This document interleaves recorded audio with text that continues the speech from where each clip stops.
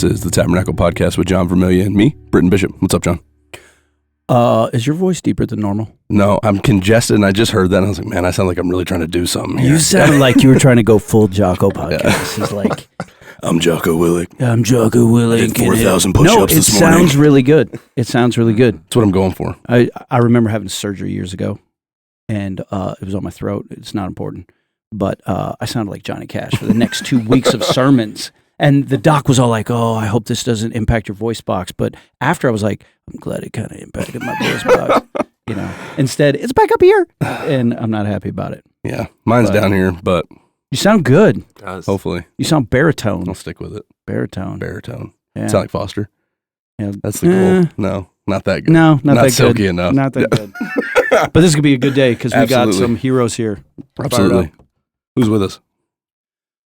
Who's with us? Tab family. Talking about us? Yeah, Heroes? absolutely. Okay, yeah, right. Tab podcast family, Tab family. We would love for you to meet Brandon and Gabe Hirth. Gabe is short, I found out in the pre-show, for Gabrielle, which I have named a daughter Gabrielle, so I'm super fired up about that. Absolutely. But Brandon and Gabe serve with their family in Thailand, and our church has had the privilege to partner with you guys. And this is actually the first time today that we've met. Yeah. We've seen you on video. Yep. Emailed. Yeah, we've emailed. Yeah, we've read this is the ministry and what they're doing on literally the other side of the world. Yep. Isn't it almost all the way on the other side of the world? Exactly. Yeah. Yeah. I think it's pretty much as close as you can come. As close as you can come to that. And not more importantly than any of that, but kind of more importantly than any of that, Boomer. Sooner. Come There it on. is. Come on. We just That's I thought you were right calling there. me a boomer. No, he could have. Telling you, if he just He's put it an at the Oklahoma fan, and that we'll have to get into that story. At a deep But- level. Are you an Oklahoma fan too? No. No, but you are a Brandon fan. Yeah. Okay, gotcha. Yeah. Inadvertently. You said no? I mean, not firsthand. thought- Secondhand. I'm a This is secondhand fan. A It's lot fine. of years of marriage. You're still. I didn't not a want to fan? break it down like this. Wow. I painted my face Wow. once. Yeah, Remember? yeah. I painted my face that I time. do I remember. feel like That that was just the counts. cutest That thing. counts. She came downstairs. She had a little OU on the thing. Yeah. What did you have something else on there too? Was you have Boomer written? Texas sucks, Did probably. you write boomer That's backwards? exactly Yeah. right I had the across the upside down horns. Yeah. Like Barry's hat back Right. in the day. Back in the day. We could do this for 2 hours and not talk Yeah. about what they We actually cannot taking- talk you're about what taking the actually wrong they do. trail. Yeah, Don't we're get taking off the that wrong exit. trail. Yeah, sorry. Let's get back to more important things that you're serving Jesus in Thailand. Yeah. No, in Southeast Asia. And we were also talking that we've been to some of the same places. Yeah. But if my wife was here, she would be whispering in my ear, "This is not about you, John." And I'm like, "Oh yeah, sorry." No, So- I want to get into it. I mean, when you say same places too, you mean like we've been on the same streets and the same exact Absolutely. spot, like Yeah. right where we're living now. I rode a scooter through your neighborhood. Yes. It's just That's so fun. pretty cool. Which is at like a high rate taking- of speed on the wrong side of the road. Yes, taking your life into your own hands. Yes. Because you guys drive on the left. But did you only have like one or two people on the scooter, or did you go full? No, like, we only four had people? two, me and my daughter. Okay. And one time me and my wife. But yeah, we didn't do the There's no, like, Southeast Asian thing toddler with and a chicken. toddler and a People in chicken. there, No, yeah. we did not do that. So It was aggressively hot in here for some reason. it is aggressively It is hot. a little. I just want to say that to sleeves. anybody that's I know. watching. Like, if it looks like I'm starting to swim here, I am. Listening. We gotta, dude. Remember that time we were doing this and my glasses started to Yes. steam up and you're like, "Boss, you okay?" And I'm like, what, No free shout outs. Can we get some air conditioning? "Can we get some air conditioning in the dungeon?" No free shout outs. A sponsor. Yeah. They want you to- Oh, no free shout outs. could have Yeah, been we in, got but it that. didn't Yeah. work. Could have done the Mountain Dew crack right then. You could have Cued done the them crack. in. Yeah. Which Love I it. picked on you for getting, and now I'm. I drinking know. it. Back off. Sorry. Love it. Sweet. So you guys are in Asia now, but you haven't been there your whole lives, right? And so we're just gonna, for the people listening, we're gonna do this kind of a custom Change Life Story version. So something along the lines of, who are you? How'd you get to where you are? And just kind of hearing how God has worked in the midst of all of it. And so I think that those are really fun segments just to see how God has continued at one point in you guys' lives was moving separately and then brought you guys together and how he's continued to guide that to a really cool place. And so I think that I love hearing those stories because it just points to the faithfulness of how God is still moving today. And I think that in the midst of the world we live in, for a lot of our listeners, it's easy to think that God has stopped moving. And so I think we have a really cool opportunity just to hear how he hasn't, and for you guys to bring perspective, and also just for our church family to know that this is what you are supporting through your faithful giving to God and what he has brought along. And so, I'm excited about it. So before we jump into that, or before we get into all the other stuff, right? One of you guys can start it off, right? This is my favorite part because this is always funny.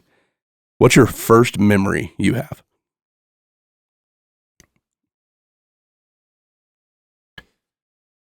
So you didn't know this was going to be like counseling. Yeah. I'm like, oh, You're the Wow. counselor. This is our counseling question. What's your first traumatic moment? Yeah. okay, I can remember, like, because sometimes the trauma type stuff sticks in your brain a little bit more. So I remember a dog coming into the neighborhood, like into the backyard where I was playing, and then my dog tearing up after it and like chasing it out. And it was like a little bit of a scary thing where it got really close. Then we had a German Shepherd. And so it took off after it, and that dog retreated really quickly. But seeing the look of fear on my dad's face, seeing all that, 3 probably Yeah. at the time. I know this is always sad too, because now I'm thinking about my girls and like all the memories that we've made, and like know. That's what I was not like. gonna remember any of this. Gosh, are I you? was 5 maybe or 6 or I don't know. I don't remember. I don't know. I remember like playing on the slip and slide with my best friend and having my mom bring us out like a little snack tray with like little divided things with like gummies in it Love that it. we melted in the sun and then ate as a big glob, and it was fun. And playing in the yard with my best friend, and like I had to have been 5 or 6. I remember but too. This is I'll remember give so you a much. bonus one here too. But I had a aunt and uncle who had really long shag carpet. And it was like rainbow colored, and they would throw pennies in there. And I remember digging for, like finding pennies In the and, shag like, Why do in we the need shag toys, carpet. right? Yeah, And, yeah. like it was a big Uh-huh. hunt. And now, like as a parent, I'm looking. I'm like, that's genius right Yes. there. That is so That is good like because a it was nap. hours of fun. Yeah. I saw one the other day. They're like, have your kid challenge them to draw you while you nap. And I was like, Yeah, noted. that is a Tuck that mommy away. website. Yeah, Uh-huh. yeah, Yep. naps are blasted. So where was that first memory at? Boy, so that would have been. So like where At my where are you from? dad's, where I'm from, boy, that's a big question. Even just kind of like your lead in, when you hear our stories, they'll sound so disconnected. But what's been so fun is seeing where we are now, just as God moving in this like confluence, that place where like all these streams that seemed disconnected and like they were going different places joined together into one thing. And so when you ask like where I'm from, I was born in Boulder, Colorado. But to give you maybe more backstory on that, like I have my biological father battled drug addiction, alcoholism his whole life. And so at one point they moved there. But when I tell my testimony, I'm maybe the only person, maybe it's because I'm a counselor, but maybe I'm the only person that I know that starts like 30 years before I was born. And so I always talk about my dad was riding in the car with my grandmother, so his mother, and they got in a car accident. And the oldest son passed away. And I think that moment right there is what actually plays a pivotal role into where we are and what happened. And so I think that was part of, my grandma would just experience intense grief. I mean, like you're driving and you lose a son right on the heels another son is born, but there's no like replacement for that. And there's no way to just bottle up that grief. And so I think that there was some things where now knowing counseling and all that, like how were they able to attach during that time? And so my dad lived his life in a way that really, he thought he wasn't supposed to be here. And so he lived his life kind of in a way that was kind of fulfilling that. And so my dad was an alcoholic drug addict, moved out from Ann Arbor to Boulder to kind of get clean. And if you know anything about Boulder, that is not the place to get clean. do it. No, it went about as well as you're expecting. Yeah, And so yeah. I was born there, and ultimately, I think it was heroin at the time. He told me, but like they kind of, boy, and I kind of forget that I'm on a podcast here sharing all this stuff. But you know what? We're all You only share family what you here, want right? to. We're all Yeah, family, yeah. So with that, didn't end up working out super well. They ended up splitting, and my mom came back to Grand Rapids, and so that's where the Michigan connection comes in. She was born and raised in Grand Rapids and everything else, and my dad went back to Ann Arbor, and so the first memory there was somewhere around the Ann Arbor area, wherever he was living at the time. But boy, we lived in a lot of different houses during that stretch. Yeah. And are you originally from Michigan? Gabe? No, I'm from Florida. Okay. Yeah. Nice. Sunshine State. Born and raised. Beach know. girl. I'm guessing. Beach girl. Yeah, Southwest Florida, like Yeah. retirement town. Englewood is where I'm from, which no one on the podcast will know. It's between like big retirement towns, and it's a small beach town. But yeah, so I grew up in one of those little spots where there's not much to do, but hang out in the Walmart parking lot. And that's what Which we is did. why if you ever hang out with Gabe and there's like any crew that's like above 60, That's my crew. Can Those are my that's people. his crew? Those are my middle, people. right there. And I'm like, I how was do you the do only this? kid at church for like, I mean, it's a large church, and we're talking for years and years. And so You were with the silver set? Yes. Yeah. And I'm fully comfortable. We went to Cancun one year after we got married, and it was like this all-inclusive thing, and there was not very many people our age.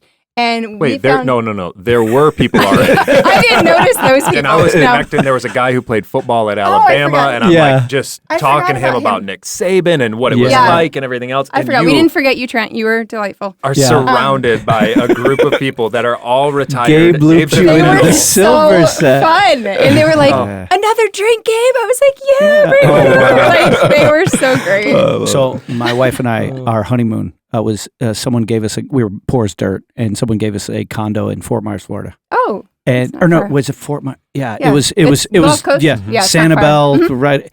All old people. Yeah, we stayed in their condo. Everyone else in the condo, it was Cocoon, like that movie from the 80s. And then there was the honeymooners. So the whole time it was like, oh, look at you guys. We're like, hey, you guys are as old as dirt. Word spread through the community. Oh, we have some honeymooners. We have honeymooners here. And they were all, it was bad. So. We baked you a little lasagna for tonight or whatever. Yeah. So the homes you grew up in, was faith a part of it? Or like you said, Brandon, you came from a broken home. Yeah. And there was obviously we could fill in the blanks with, there was a lot of different things going on with dad fighting addiction. Was it the same thing in your house, or was yours the two parents, the two kids, and the white picket fence? We have so Brandon, as he shares more of his story, he had that one side, and then he got to experience a different side. Don't be telling my story. Well, I say that to say that we have the gamut between us. So I'm somewhere in the middle, I think. I grew up going to church from the time I was born. My mom worked in the church, and I was the kid that was there on Sunday and every other day because she wanted me to be. I'm an only child.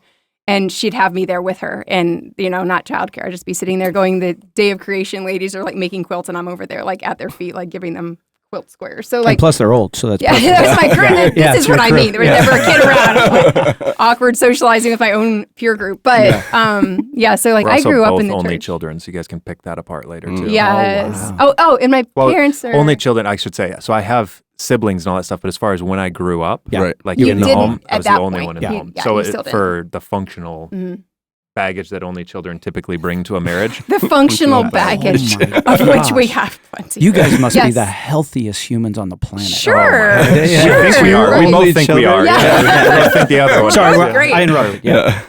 So, but my parents were also a little bit older too. That kind of contributes to that whole thing. Their peer group was older. My mom was 38 when she had me, and I was an only. So anyhow, I did grow up in the church. And I think though, I wouldn't say that I truly knew about having a relationship with God until I was probably in late high school. And then I got a little derailed even after that point. But we had a youth pastor that came in and really shook things up kind of for me.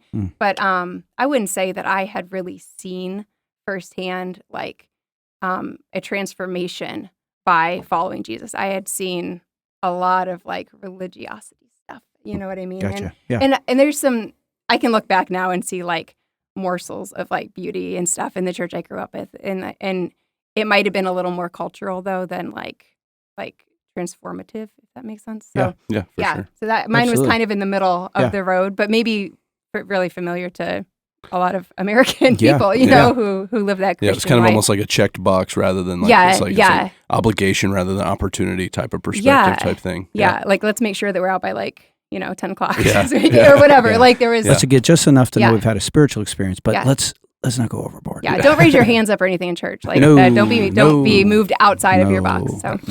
So what did that? Just a question. What was that being in that circle, being in that environment? What did that do to kind of your view of God and who God was, and maybe the character of God? Was it still man, this guy's awesome? I still hold him. No. I wasn't particularly interested in that. Truly, because I never saw anyone doing anything differently than I was, or feeling any differently than I felt, as far as even as a kid, no one had more joy or a transformed life. I hesitate to say that because maybe people did, and it just wasn't something that my 14-year-old eyes saw. Right. But to me, there was nothing worth, why would you give up things? Why would you change your life for what? So that's why, with the youth pastor, he came and I was like, oh, geez. He he blew our minds, a lot of us that were in like high school at the time, because we were just like, this guy loves Jesus and like he is vocal about it, and like, why? Yeah. Why? You know what I mean? And, Yeah, and he for made sure. us ask. He's the first person I ever asked why, you know? Why do you love God so much? Which Why is is like he a so cool to note you? for all the people out there listening that work with youth, and like you feel like sometimes you're just like not getting there, the traction isn't there or whatever. It's hard, but it's wonderful work, but it makes a big impact. Yeah. Yeah. We For did a sure. whole podcast here and we've said it quite often that we think outside of the Sunday ecclesia, and for us we have a Saturday night or whatever, the weekend gathering, outside of the church coming together, the most important ministry at church is students, kids, For period. sure. Because for all Yes. the reasons. Yeah. So, yeah. So what about you, Brandon? Like, where was faith in that whole mix? Was it a church family? Was that anywhere on the radar? Was it just Boulder, Colorado? Gabe kind of alluded to it a little bit, but I had two very different experiences. So my dad's side, there was no rules, no God at all. Like he never believed in God, didn't live his life as if God existed. And there's some little signs that maybe that changed, but it's still kind of just signs and wisps. But so there was, like he'd pick me up, and there were weekends where I wouldn't see him all weekend. You know, it was just I knew the numbers to the bars, and that was how I could get a hold of him. And then there were times where he was around a little bit more, but there was no. I kind of learned later on observing like, hey, my dad has 3 topics that he talks about, and they're always recycled the same 3, and they were kind of what makes a man. And to him, it was how many people you could beat up, how many substances you could ingest, and how many ladies you could sleep with. And that was really the only topics that he kind of went through. And so you notice that like Jesus isn't really mentioned in any of those topics. And so for that portion of life, it wasn't at all a part of it. And then I had my mom, who later ends up marrying my stepfather. And my mom, grew up in the church. And my dad, actually, my stepdad, who I call dad, he was kind of saved later in life. But they both were very involved in the church, very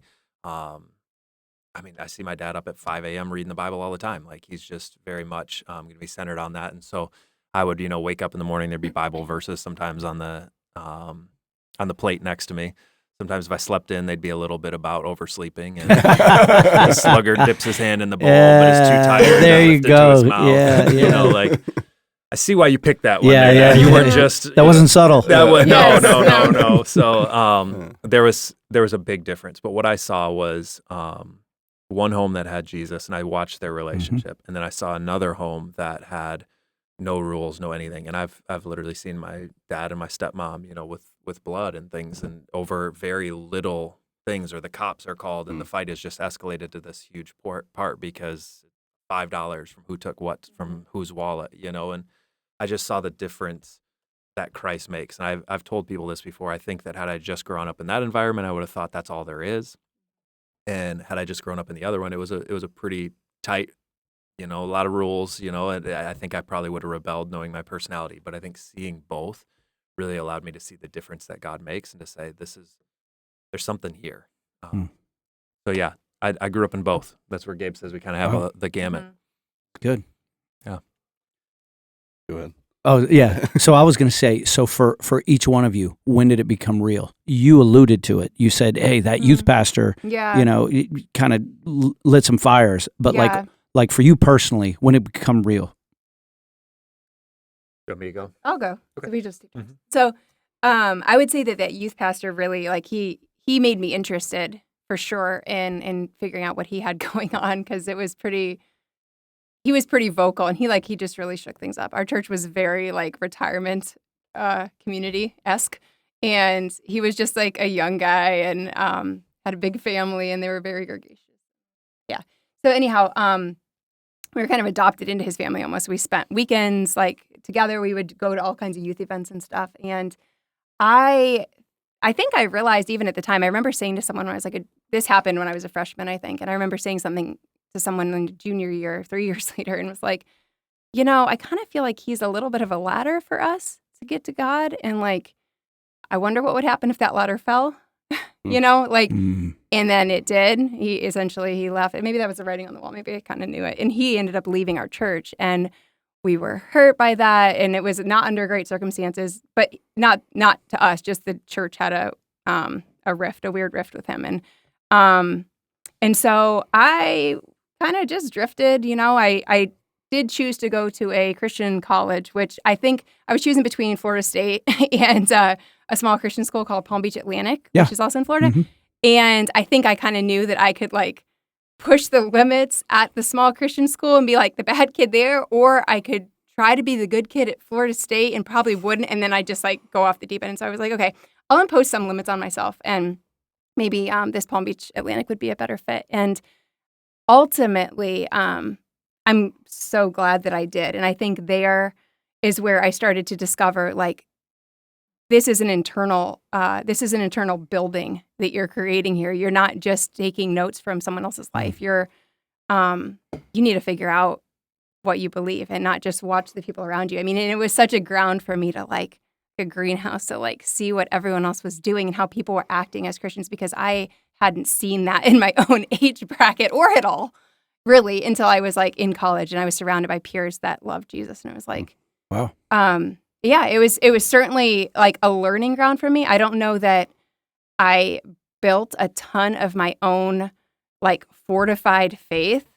I was a Christian for sure. Even, I mean, from the time in high school with our youth pastor, I was a Christian by name. And I think I probably would say that I really started building my faith with like grit after college, even though I was a Christian, that happened during my year immediately following college when I was traveling and really, really trying to decide, was it worth giving up things for? Because living in this world that we have is so fun and can be such an adventure, and you can have these accolades that really just build you up and get your identity in some places that are ultimately pretty empty. But I wasn't sure on that, and I found that out. You know what I mean? And so I would say that for me, the year after college was a really pivotal point in actually building my faith and saying, I do want this. Is it going to be mine, or is this going to be just something as part of my culture? First, it was my youth pastor, and we mimicked it, and then it was like, okay, I like components of this, but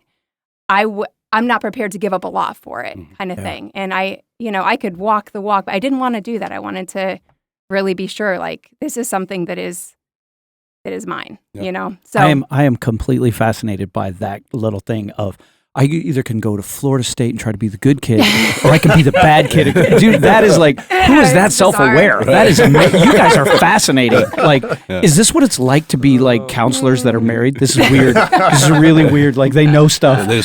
Don't let them look at you in the eyes, Britton. They'll see right into your soul, buddy. Oh, gosh. I love the like pointing to the process, because I think so often when we do change life stories and stuff like that, for listeners or people that I talk to, so like the response I get is, well, like, I don't have like that moment.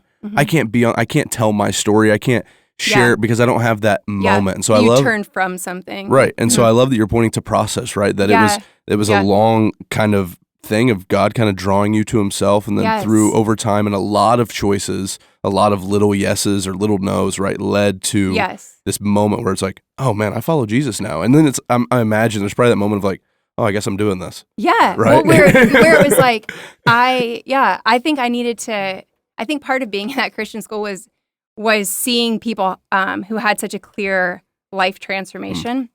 And I was like, well, I don't. I mean, I grew up in church. It was like going from lukewarm, like you couldn't feel that, like you needed a water temperature change. You were like, everything's fine. It was just fine. And I think I got to that point after college where I was like, I'm ready to like push some boundaries, because I'm still kind of feeling lukewarm. Like, I need to feel something, and I'm not feeling something either really bad or really good. I'm just kind of feeling okay. And so I started pushing the bad boundary lines because I can't force the good ones. Right. And so I was like, well, I'm going to do this, and that's going to force a pinball to happen somewhere in my life. And that's what I need, because I'm just floating along. So I kind of started pushing boundaries and finally pushed them enough that I was like, oh, I don't like who that makes me. I don't like how that makes me feel. I don't like, if I'm doing those things and acting that way and talking that way, I kind of am that. And I don't want to be that. And that's when it for me was like, oh God, how can you love me like this? Why do you love me like this? And he was like, I do. I love you how you are. And I was like, okay, all right. I want you. I want to be with you. That's, you know what I mean? Like, that's I am really all about that love. And that's what that was it. That's the moment for me, you know? I love the articulation. These people are really smart. I know. Yeah. I'm like, okay, big word. What could I say? Omnipotent. That's a long story. We have to go in there. But what about for you then? Yeah. Like when it became real? I would say that it became real my junior year going into my senior year that summer. Of high school? In Oklahoma. Hey. Come on. God's country. That is. That's what happened in Indiana. The promised land. Norman, Oklahoma. Oklahoma. Yes. Wow. He was at an OU game. And This transcendent moment with the crowd. Where's my Florida at? Come on, bring it. Yeah. The schooner came out and it turned the corner and he was like, I follow God now. Yeah. A ray of light descended. That white horse. Lord. Yes, absolutely. Sorry. Junior year. Junior year, I'm at this camp and I'm there honestly just because I'm kind of, this one was, I think it was like Freedom Camp in Okay, Missouri. I thought you were going to say Falls Creek. I've been to Falls Creek. Okay. I knew that's where you were looking We can for. go Yes, Stop. absolutely. I don't want to hear about Whataburger and my all the goodness. stuff. I've got lots of memories of Falls Creek. You can tell us about Whataburger. So Now he goes, I got saved at a Whataburger. I know. Now I'm sweating because you said Whataburger. I lost it because I'm just remembering at Falls Creek watching this guy eat an entire jar of mayonnaise for $20, and he, Bro, that was you. Baptists, bro. That was you. That was in your Change Life story. No. it was on the second jar, the second tub. Bottom of the mayo jar. Found Lord in the Jesus. bottom, yes. Yeah. No, so I'm talking with this guy, and he's a buddy of mine. He's a year younger, and he starts telling me about his relationship with his girlfriend. And he's telling me all about, like, first off, he tells me about how he encounters God, and then he's telling me about how he's dating this girl, and he's like, we don't even hold hands. We, like, sit separate at church so we can minister to people. Freak. And all this stuff that, like, to me at that time, as a young 17-year-old guy, I'm like, that should be, like, just so not interesting. But yet I'm like, there's something, like, he has something in this relationship with God that I don't have. And he's talking about all these just, like, I mean, like, the happiness and the joy that he has for all these things that he's, like, not doing and not enjoying. And, like, I was just, something was, like, in me, like, very curious. I remember that night everyone went out and I just stayed in my bunk. And I just was like, God, if you're real, like, I want this. Like, I want you in that kind of way. I want a relationship. I want more than just, like, I go to church because that's what my parents tell me to.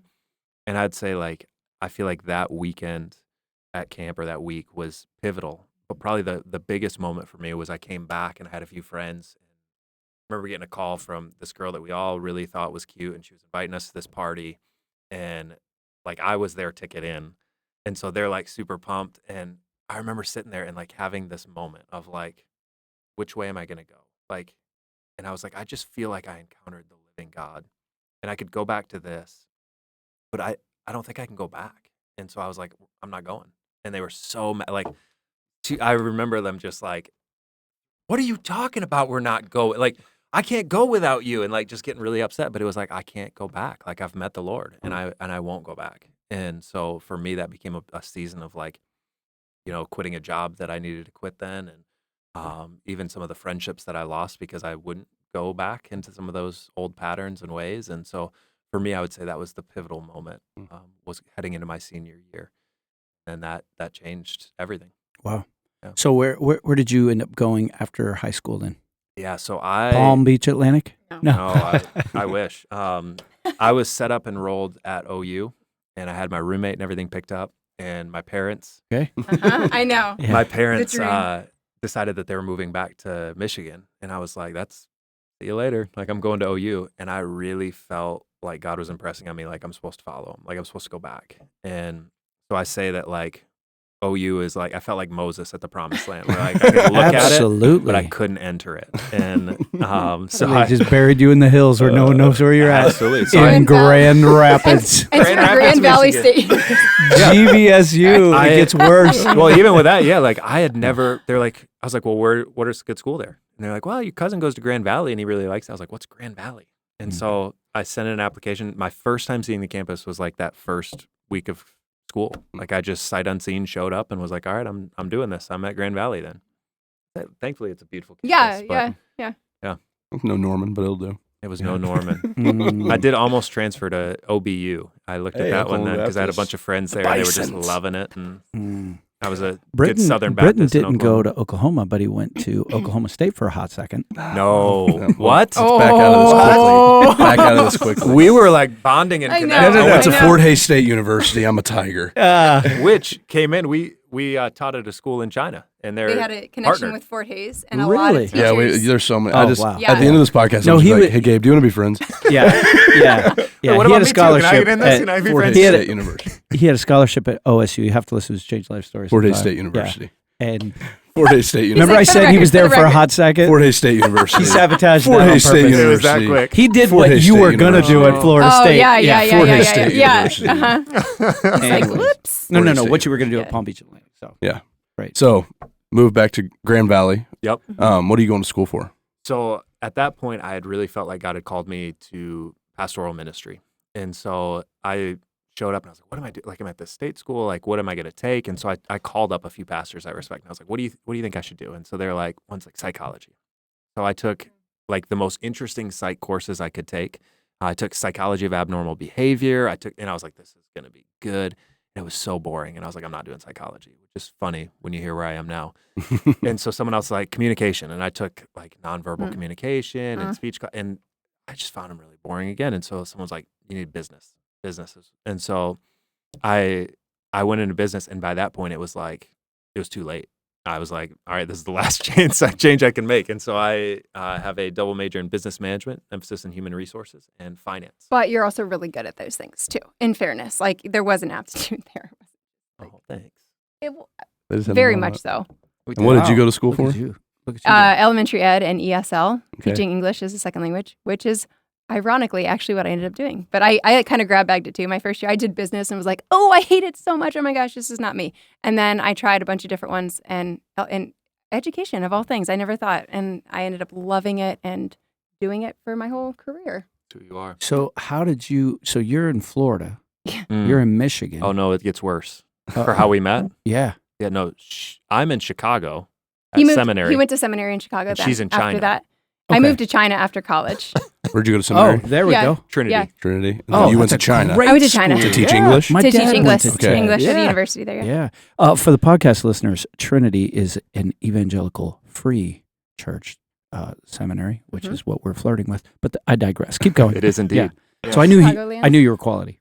So I'm at Ted's.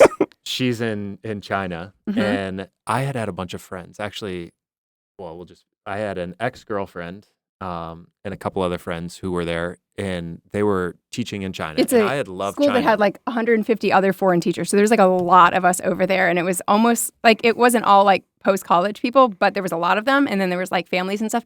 So it was almost though like this next season of like collegedom. We all lived Yeah. in the same apartment complex and ate in the cafeteria. And like, so anyways, it was an interesting season. And I was there a were little some mad because connections. I had loved Asia. Like when I was in high school, we didn't even get into this, but there were like a lot of times that I would be hanging out, and it was like I had a bunch of Vietnamese friends, and I would be like, I'm 6'4" for those on the podcast, and so I'm just like towering over everyone, the only white person in there, and so they would all make fun of me and tell me I was an egg, like I was white at the outside, but Were you I was bald then yellow at too, the or- heart. is what they would say. Oh, that's funny. He's And an egg. I was not bald then. I had glorious hair. Glorious hair. I prayed to be bald, careful. but that's Yeah. another story. Yeah, wow, It's that not is really weird. in my Yeah. family. But anyhow, so I'm. So has had an affinity for Asia. I always Yeah. did something about it. And so in high school or in college, then it was like I was watching a lot of Chinese movies and just different things dubbed in English. And then I have all these friends that moved to China. I'm like, you guys never even cared about China, but they're loving it. And I'm watching them on Facebook and Instagram and talking to them. And I'm like, man, God, I want to go after seminary. Like if I need just a little bit while I'm, like job hunting or whatever, like I'd love to go to China. But they're trying to set me up with this girl, and I'll let you kind of jump in. Whoa. There So- was a setup. Is this It an was arranged a marriage? setup. it was trying to be. Well, Technically, to it that worked. person, they would say that it was. It was Yeah. like a year of them trying to set it up, and nothing happened. Yeah. And these are people in China that This know isn't- you? Yeah, they know me from People living. from Grand Valley. I lived down the hall from them, and then we became friends. And then she was like, "You would really hit it off with my friend Brandon." And I was like, "That's super random. Does he live here? No. Okay, moving on. Like, Yeah. I'm gonna stay for Yeah. a while. And who is he? Where is he? What? And I And- heard enough. I like looked on Facebook, and I was like, she's beautiful. I'll give you that. Like, but she's in China. I'm here. Nothing. until that Facebook. fateful day, I we see had her- to do a. Whoa, wait, hey, Well, this is a family podcast. I was gonna set it up. No, Yeah. we had to do a ridiculous choreographed dance because that's what you do in Asia and in China, especially for a basketball competition that was coming up, and the foreigners were asked to put together a High School Musical dance performance. Yes. This is like one of like 20 we've done in front of thousands of people. on the drive here. We heard Single Ladies. He knows playing the on dance. and we both started doing We it learned because it. He we knows had. it. Oh yeah. He was up there in drag doing the Single Ladies dance. Because we had to do it. At our I did it university. in drag in front of thousands of Chinese students. There's yes. probably videos on YouTube. SIAS, S-I-A-S, University. Okay. There'll be a link in the show notes. Our affiliates. Yes, please. Wait, so who is dancing? There was on Facebook. Is Brandon dancing he or wasn't is there Gabe yet. dancing? He Okay. will be later. Okay. I was dancing. Gotcha. And we had to have certain colored shirts for this performance or whatever. And I found out at the last minute, ran over to my neighbor's house. It was like, I don't have a red t-shirt. Do you have a red t-shirt? Yeah, I do. Wear this red t-shirt. Brandon catches a picture of it. I see pictures of her on Facebook, and I'm like, that's my t-shirt. She's Turns out wearing it's this his girl that everyone's trying to set me up with ex-girlfriend is wearing across my the hall. t-shirt across the world.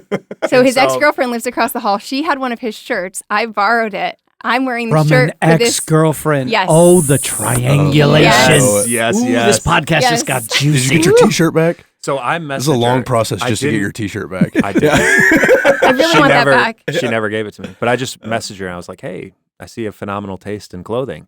Something to that effect. And Wait, she you wrote back. messaged Gabe. I was like, all right, this is the impetus. He used the in. I'm Yes. going to go ahead There and was I'm an just in. going to initiate. And so I sent that out. And then she See, just, that's a risk, though. oh, Because sure. then she's like, you dated that girl? I was more like, you fit in that shirt. Oh! I mean, it was tight on me. I'm just saying. It was painted on. Yeah. It was painted I went through a on. phase where it was like, everything Yeah, was come just- on. Yeah. I feel was you, that, Grand like, Rapids. Emo absolutely. phase, yes. Absolutely. So she wrote back and she mocked me for how small it was. And so I was like, oh, I'm in now. Like, she's making fun of me. I'm and a I'm late like, she was bloomer. funny. Yeah. And I was smitten. Oh, that's So awesome. we started chatting that way. And then for several months we were chatting because I was actually planning to come home, but I had already signed a contract to come back for another G-Chat, year. for those of you that remember, G-Chat, Google Chat. Google Mhm. Chat. That's how we talked for a long time. And we really connected, but it was like, well, you can connect with people, for an hour at a time. You can put your best foot forward and really be anyone. And like we can banter and it's really fun and we have the depth, but in person that adds a whole new element. And so I was kind of like a little reserved, I think, about being like, oh, this is something. It was kind of like, this is very interesting and this has potential, but I've never seen the guy in person. And so we ended up, he's like, can I meet you when you fly into the airport to Chicago? I'm going through Chicago to get to Florida. And he lives in Chicago. And so he's like, I'll get you anything food-wise that you've been craving. Is there anything you want? And I said, yeah, Mountain Dew and Chick-fil-A. I haven't had either of those. Wait, hold on. Benjamin, are you hearing this? Those might be your two favorite things in the world. Sorry. Mountain Dew Could have and been a Chick-fil-A. 5-days triple though. This is Could our have been a girl. triple. This is our girl. This is a Christian. This is praise This God. is Christianity. Oh my goodness. Yeah, this is This Well, is, yeah. she was not my girl at this point Oh, because yeah. she built up. She I've hadn't just gotten the missed Mountain Dew Chick-fil-A. yet. It's my favorite. Mhm. And I'm like, there are no Chick-fil-A's in the state of Illinois. no, they're not They weren't there. There weren't yet. I mean, because there Illinois are is now. not Christian. Yeah. But No, I'm just messing with did you, Brandon Illinois. pull it off? You better believe it. You better believe it. Dude, did you have to drive to Indianapolis? I didn't. I crossed state lines into Wisconsin, which sounds Okay, more yeah. like, okay, so I call up this place and I'm like, okay, Chick-fil-A, it's in Wisconsin. It's only 45 minutes. So it's an hour and a half Yeah. drive for Chick-fil-A that I'm going to give to her tomorrow morning and it's going to be soggy and gross. But that's what she wants. That's what she's going to Well, get, she didn't right? want it soggy, but So we're going up there. We didn't realize it closed. It was a mall and it closed at 6 p.m. And so me and my buddy are like racing. And I finally call them. I'm like, let me give you my credit card number. Just put it in the bushes. I need this. I can't not have it, And they're like, we can't do that, sir. He's like, a there's no way. romantic too. I love So it. we're flying like 90 miles an hour. I run through the mall and the security guard's like, sir, it's closed. I'm like, Chick-fil-A. And I just keep going. And I like slid underneath the gate and like got my food so that I could have it for the next to morning. reheat. he sure did. She didn't even want it reheated. Chick-fil-A, if you're listening, no free shout-outs. Yeah, no free I am shout-outs. Yeah. Still open trying. to sponsorship. Yes. So I don't know Yeah. about them, but No, Chick-fil-A, 100%. Well, we are too. We've been I angry. will We've been watching. recreate this. Yeah, we've been My daughter pushing. works there. Like we're she's the my pleasure girl in you the, got in the it drive-thru in. line. Yeah. You got it My and her name is Gabrielle. there you go. So what was your order coming out of China?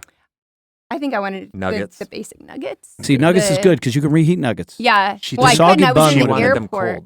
I didn't want them cold. Okay. She was You okay you with did that. not want them reheated. I wanted Chick-fil-A. There you I go. settled for them cold. There you But go. I mean, Which I we made don't- a Fries? rookie Delightful. mistake though. Like I came in like a hero with the Chick-fil-A, but I got her Mountain Dew. I got her like 3 different kinds, but they were all in a bottle, and I could see the disappointment on her face. the Can. Can's can better? is more carbonated Okay. and it's less. So it's like because if you just let it sit, the bottom's kind of gross. It gets Yeah. like really sweet and there's no fizz. So that's basically like a shook up Mountain Dew in the bottle. Like it's not like a legit crispy Benjamin, do you agree or disagree? bottle or Sure. can. I can. Amen. See? Yeah, know. he gets it. My Yeah. dad This got bottles. will sit here. Oh, I shouldn't It'll get diss about my dad. this far, and then she won't drink it because It's just flat, the it's not syrup at cold that enough, point. It's not it's even this and fizzy. that. The Just person just straight cracks sugar. them open, takes one drink. Drink it really That's fast. So you Yeah. guys meet in Chicago. But I'm too cheap to buy the like little ones. You Yeah. meet Meet in in Chicago Chicago. during the layover. And can I say this? It's on a podcast. He's a very nice guy, but there's a guy that's clearly very interested in Gabe, and he's like hovering in the background the whole time as we meet, and he keeps being like, "Gabe, we gotta go. Gabe, we gotta go. Our flight, we gotta go." Wait, who is this guy and how did he come in the picture? He's a guy that I taught with at the school, and we had gone on a couple dates. Yeah, he's And he sees the sparks flying. I mean, he is just He like, must know. He saw the Mhm. Chick-fil-A in hand. He Yeah. was like, "Oh, dang." He didn't get any Chick-fil-A. and there was Nope. and there's no spark, so he's the Not guy getting that him thinks any. he's got a He's chance. so He's got no chance. great, Yeah. but Yeah. there was no Okay. sparks. Yes. There's no sparks. Yeah. Gotta have Yes. sparks. So, anyway, she tries to like stay. Like, okay, I'm gonna ask the airline, can I stay, and we'll spend the day, and we'll do all that. This will be like our first date. And the airline's like, no, it's not happening. And so she flies out. I saw her for 5 minutes, but I got her phone number, and so Yeah. I asked her to a wedding, and I'm like, hey, I got this wedding. It's down in Missouri. Why don't we meet there? It's kind of in the middle. And she's like, nice idea. No. And then she goes, That's a good but girl. try again. In fairness, But yeah. try Yeah. again. I gotta meet you in a random And state. there I'm like, now I'm really hooked. In a here. random All hotel, right. like what is that? I'm like, so then we share a hotel Wait, no. room? No, No, but not I at all. didn't We- know. I- No, she didn't know the People I details. didn't want to Yeah. spell out the logistics. I was Yeah. like, ooh, that's awkward. That's like Try super again. intense. What you said, And to he me might was- be a very engaging killer. Yes. There you go. I was like, let's pick not Yeah. a dungeon. I mean, Yeah. Sorry. no offense. I just love But that she you said try again. But she She said try again. again. So she's Yes. like, all those people, like you'll know them all. I won't. I didn't know Yeah. many of the people there, but it That's was, a hard first so I was like, all right, you date. pick. Where are we going? Like, you're here for a summer here. Like, we'll do this. You want me to come down there? You want to come up to Chicago? So she's like, oh, I haven't been to Chicago. hmm So she came up to Chicago, and I was living there for a long time. We had tons of friends, and so it was kind of like this. And she had a Good. friend that was in Michigan, and so Mhm. she's like, we'll take the train, and if it's really bad, I can just leave early. hmm Yeah. And so she had her out, I had and my out. by the end, halfway through, I think I didn't think it was going very well. I'll be honest. I was like, I'm starting to pull out. This isn't going great.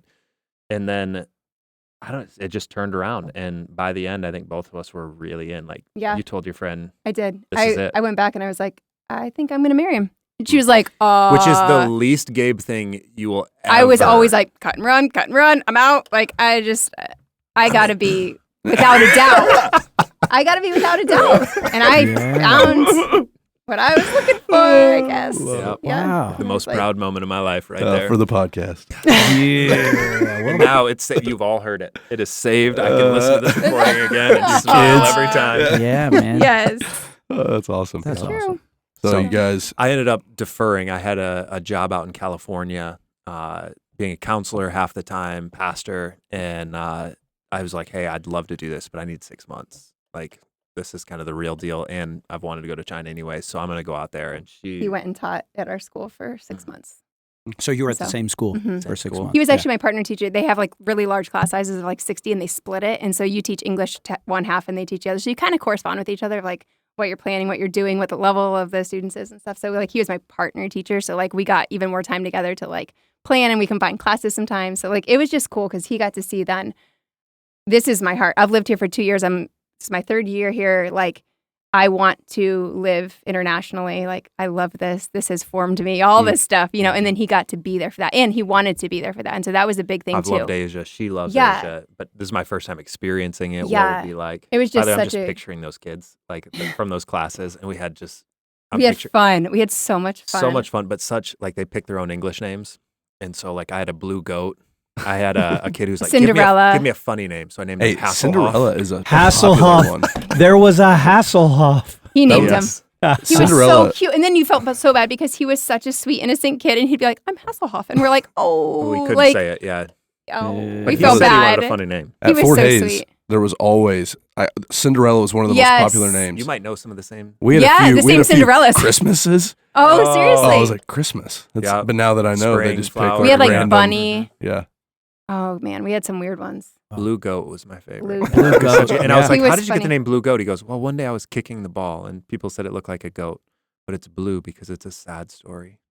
Oh, my gosh. All right. We made it. It's a little bit emo there. That's Manistee where I live. That's how they name all their restaurants. We have the blue fish, we have the blue bullfrog, There and you it's like, go. all right, guys, let's It's a think of similar something story. else, right? Yeah. Yeah.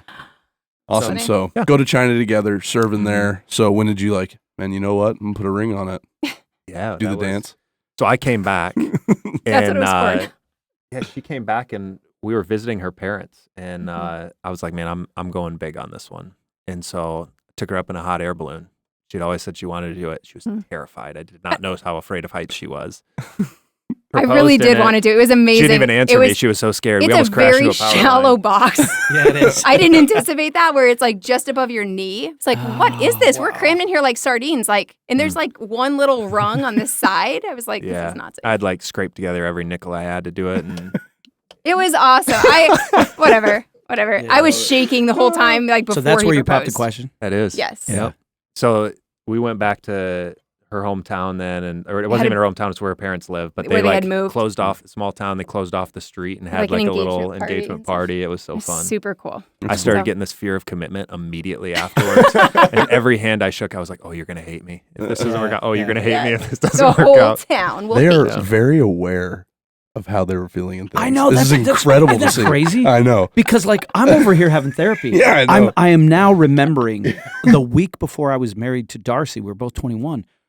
We went to see a movie, and the only one that we hadn't seen in the theater was Father of the Bride. Father of the Bride 2 or whichever one where the daughter's getting married. Yep. And I panicked. Yeah. I had a complete on, It's not a thanks good movie to Steve see. Martin. Yeah. Full, like I was Yes. like, yeah. I had it the week after I proposed and the week of the wedding too. And I mean, the whole time I just kept having to say like, okay, is this wisdom or is this fear? Like what's going on? Is it So are you a Gabe? counselor at this time? I had worked as a counselor at Yeah. that time. Yeah. Yeah. Okay. Mhm. Because they're hyper aware of I stuff. just watched OU softball before my wedding and then got yelled at by you. And you know what? I was watching that same game while you were going nuts, cheering it on when it was like 20 something I to just nothing remember, on. I'll never or forget whatever John it was. walking in and going, softball? Said Yep. that line. Watching Oh, so good. It was so good. It was, It was such a good so series. You guys get married. Yep.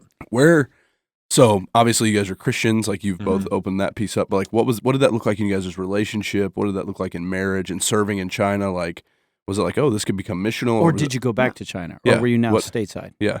All of the above. Wow. The Yeah. answer is yes. We got a lot still to. There was some, Chiang Mai, where we are now, is a long way off at that point. We came back to Michigan after that. I finished the whole year teaching there. I still wasn't really done, but he had come back halfway through to do a job that didn't pan out Yeah, there ended up for being some multiple stuff, reasons. but- And there was like some trauma and hard stuff involved with that. And we came back to Grand Rapids, short story, because he had connections there. And it was a church body that loved him and could breathe life into us as a new married couple and where we had support. And so coming off of that like crappy situation of him essentially being jobless for 6 months after having a really good job promised and like having all these ties cut that had been pretty toxic, like we needed to have something healthy. I had a And so- mentor in my life, one of the professors there at TEDS, who then I ended up having to go in and report for some unethical stuff. And so that was, Mm. And that then was they gonna be my like, boss. And so that was like, I walked away from the job over it. And like, but then so that it was- person it was a lost scarring it thing. and burned all these bridges and stuff. And so we were like, well, if we're going to just start somewhere, at least you have connections at Crossroads. He ended up getting a job at Crossroads. And we moved there and we lived there for 8 years.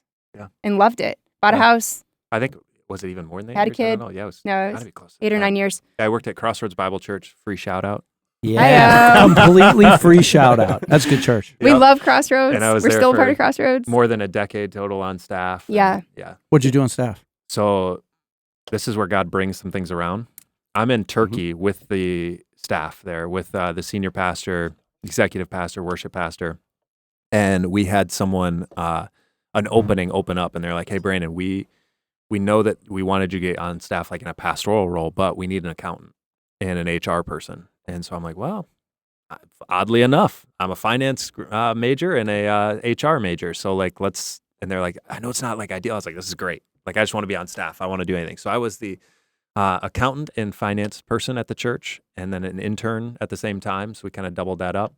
And then I came back as the student pastor later, and then became the associate pastor. Wow. So I feel like I have the record for the most jobs for the church, and elder and all that too. Yeah. So like, yeah, a lot of different roles. So full disclosure, I'm having a blast, and I'm writing down all of these things for the future, just to see if we can cherry pick somebody away from Crossroads Bible Church someday. Yeah. Oh, is that? I'm gonna get in trouble for this. No. Hey, we just. We don't know where the Lord's going to lead. We don't know where the Lord's going to lead. Oh, my goodness. I can listen to this guy talk all day. Oh, I love it. It's fascinating. I love it. This is my favorite podcast ever, too. This is the first time we've had a guest leave. Well, I was talking. It's marriage. Hey, you asked about Christ and marriage. Benji, can we get a shot of Gabe's empty chair? Gabe she just left. She's left. Done. Yeah. She's ticked. That, ladies and gentlemen, is what we like to call rapture. I look over and she's just like, I'm out. Yeah. Brandon's I'm done again. Yeah. And she's like, and this interview is over. Yeah. She's very easily offended, guys. Yeah. Is she really? Not at all. So you were on staff for a decade at Crossroads Bible Church. Yeah. So it kind of like I was on staff for a couple years. I went to Trinity. Then they asked me to come back that first summer. I was going to take classes, and they're like, "Oh, can you come back and do the accountant thing again?" And so I came back and did that. And then I was 8-9 years as a pastor. Then the second stint. So yeah. And so you're starting a family there. Kids are coming. All that kind of stuff. Kids are coming. Yeah, we have 2 little ones. We have Addie and Noelle. Addie's 5 now. Noelle is 3, and they're a blast. And then to see them raised in another country, it's fun to see. Like, just for the interest of this, you guys might be interested. Like them coming back to America, and the things that shock them. Like, there's warm water in this sink. They haven't experienced warm water in a sink, or I can throw the toilet paper in the toilet. Like. Yeah. Like they feel like they're being naughty. I just had it. So, Gabe, are you done being upset? Yeah. Was I upset? Yeah. We've never had someone walk out. I was so mad. Yeah, I don't remember why. I'm over it now. No, so you're saying Addie and Noelle. So your 2 daughters, like they were born in GR, and you're part of this church. Just barely. Church. Yeah. Pastoring, loving it, doing just any number of things. Started a counseling department in the church. And So where's your degree at TEDS? Was that in counseling? Yeah, so I got an MDiv at TEDS, and then I emphasized in counseling, and then I took all of my electives in counseling, and I worked the whole time as a pastoral counselor alongside licensed counselors. So I would spend my weekends at TEDS flying to California, Washington, Guatemala, Missouri, and I would counsel for 4 days straight or whatever, or spring break for even longer, and then would return back. But we'd pack in, like 7-hour intensives with people, and then we'd have someone in the afternoon that's doing like a 4-hour intensive, and so it was like a drinking from a fire hose as far as like the amount that it was, but it was amazing.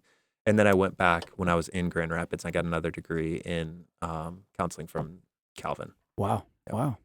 So how did Asia Biblical Theological Seminary, or ABTS to insiders, Abbott's. Yes.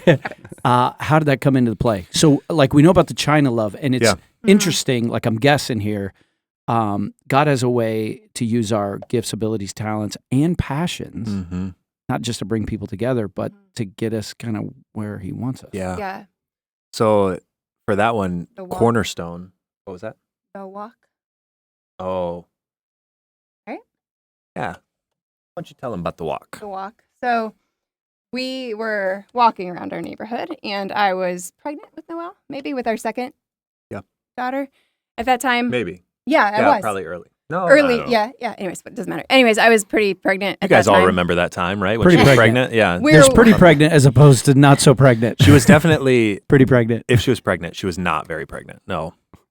With Noelle, because anyhow, it's so not relevant. Let's but we were walking around the block. Wait, hang on. I still haven't settled. How pregnant are you? Moving on. Yeah. And we had this talk. You have like every so often you have this like where you're both have your heads in the right spot, and you're like, where do we see ourselves in 10 years or 20 years? Like, and sometimes you have those like someone asks that, and you're like, I don't know. I'm not in a place to discuss that. Like, I don't have the capacity, or I am not thinking like that. We were both in that place. Where we had just come up like out of a particularly difficult ministry season, but we're entering into like just a sweet time. Yeah. And it gave us like the ability to exhale and like to say like, hey, what is long term? Yeah, and we love where we're at, but I don't know that we feel like we are like wiggled into exactly the right puzzle spot for long term.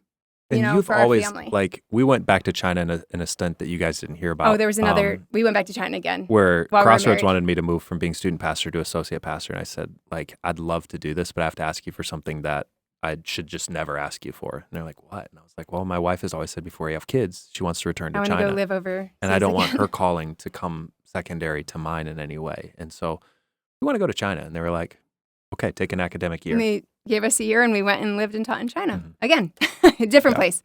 I don't know what made me think of that, but well, all that to say, we were, we're like, okay, discussing what do we want to, where do we see ourselves? Are you going to be in a pastoral role? Because for me, I was teaching ESL. I'd been teaching all that time down at Western Michigan University in Kalamazoo, and loving it. And I was teaching English to mostly Saudis and lots of English language learners.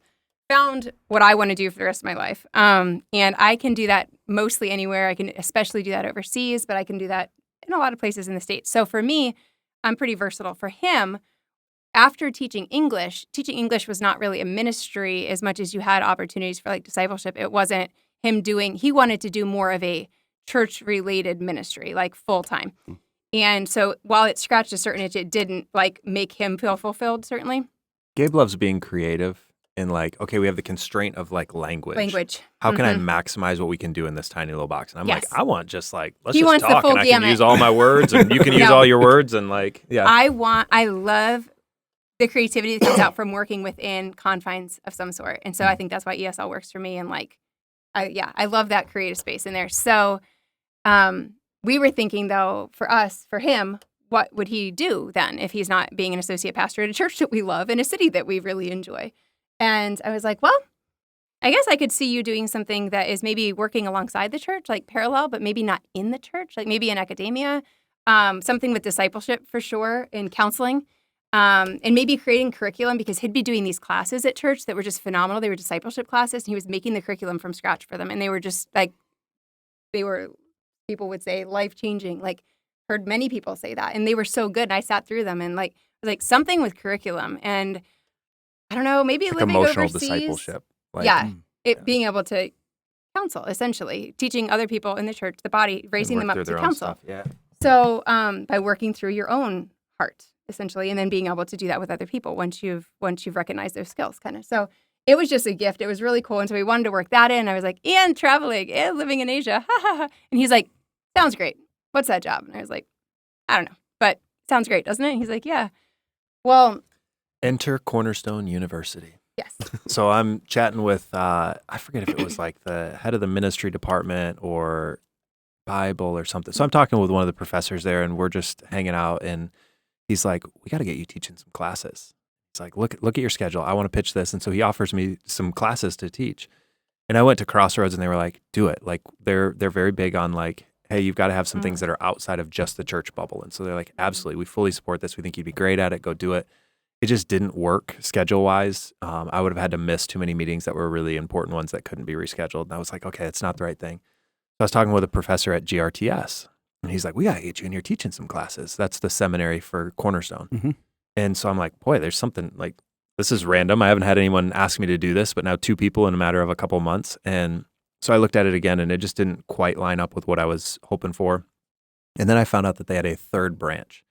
And what you guys don't know is like when we traveled around Asia, so when you teach English, they give you like 2 months off during the winter, and you can fly back to America and spend gobs of money, or you can spend like a fraction of that and just kind of travel around Asia, because China actually closes down. Like it's their holiday, and so like no students are around, no anything. So we would just kind of travel around Asia. And we were on the plane, and I don't do this ever really, but we're on the plane, we're landing in Chiang Mai, and at this point Gabe has told me it's taken me 10 years to convince her to go to Thailand. She's like, I've been there too much. I don't like it, blah, blah, blah. So we land in Chiang Mai, and I'm like, oh, we're going to live here. And I looked at her, and like, Chiang Mai is beautiful, but it's not like the most beautiful place in Asia or anything. It wouldn't elicit that response naturally. Yeah. now I want to defend Oh, my okay, city. no, whatever. Yeah. Keep going. No, so the whole time that we're there, I'm like, I really think we're going to live here. And then for, like, I'm ADD, and so I might say something, but for me to, like, for years follow it up with, like, Chiang Mai. And so I find out that Cornerstone has this third branch that no one ever talks about. No one seems to know that it even exists, but they have Cornerstone, they have GRTS, the seminary, and then they have a seminary based in Chiang Mai, Thailand, that goes all around Asia to the different countries that we've traveled now. And so we know a little bit about them. We love them. I mean, it's very thin knowledge at this point of each one of those, but they're going into Myanmar. They're going to Singapore, to Philippines, to Cambodia, to India, Mongolia, like all over Asia. And so it's exactly what Gabe had drawn up. So, so I reached out to him. I was like, well, if I'm going to teach at one of these schools, and Crossroads is like, yeah, do it. So I'm like, I'm going to go do one of their 10-day intensives. So I'll go over there for 10 days and I'll teach a class and then I'll fly back. And when I emailed, the dean was like, hey, absolutely, we'd love to have you, but would you consider full-time? They're like, we've been looking for a counseling professor for years. And so what they have is they've been around for about 40 years. They've been teaching New Testament, Old Testament, systematics. But the students, I mean, when you look at some of these countries, like if you look at what's going on in Myanmar right now, the civil war that's raged for 70 years, but in the last 2 years, the coup that's taken place and the amount of just like burned villages and atrocities that have been going on, these pastors are like, everything's coming to us, but we don't know how to care for our people during Thanks this. for systematic theology. How about people in trauma? Yes. Exactly. Yes. And so, isn't that how Jesus met people? He met them where they were at. 100%. Not with, let me teach you some systematic theology. Yes. Instead, he was, go and get your husband.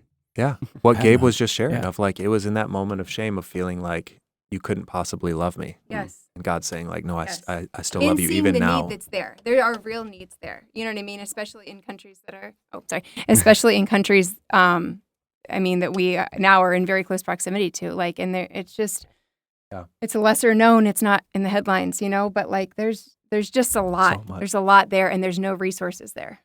Yeah. So as far as counseling, the very first time, and this place for our Tab listeners, they're talking about Chiang Mai. Chiang Mai is in the northern part of Thailand. Yep. Mm-hmm. It's the same country that has Bangkok, Oriental City, where the city don't go.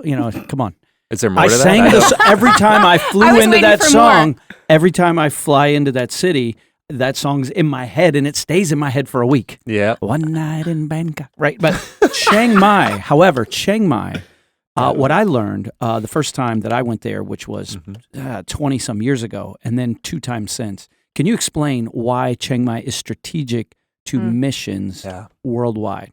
It's not a secret, but to a lot of people that don't know a lot about ministry and missions in Southeast Asia, can you explain that for us? Yeah. Chiang Mai is kind of the hub of mission activity for a whole region. So it's in the 1040 window, which is already a very strategic mission target spot, but it's an open country. So Sorry, we are not Christian Ghetto at the Tab. I know what 1040 window is. What is 10 and 40? Yeah, so I almost started going there, and then I confessed, like internally, I was like, is it latitude or longitude? I don't know. So let's just gloss over that. And that's okay, bro. One of them's latitude, one of them's longitude. I think long is longitude, like if you think of it that way. Well, yeah, I know those two, but I don't know which one's 10 and which one's 40. I don't either. Is 40 and 10. But it doesn't matter. You can look it up on Google right now, guys. There's this amazing thing. It's the equator, right?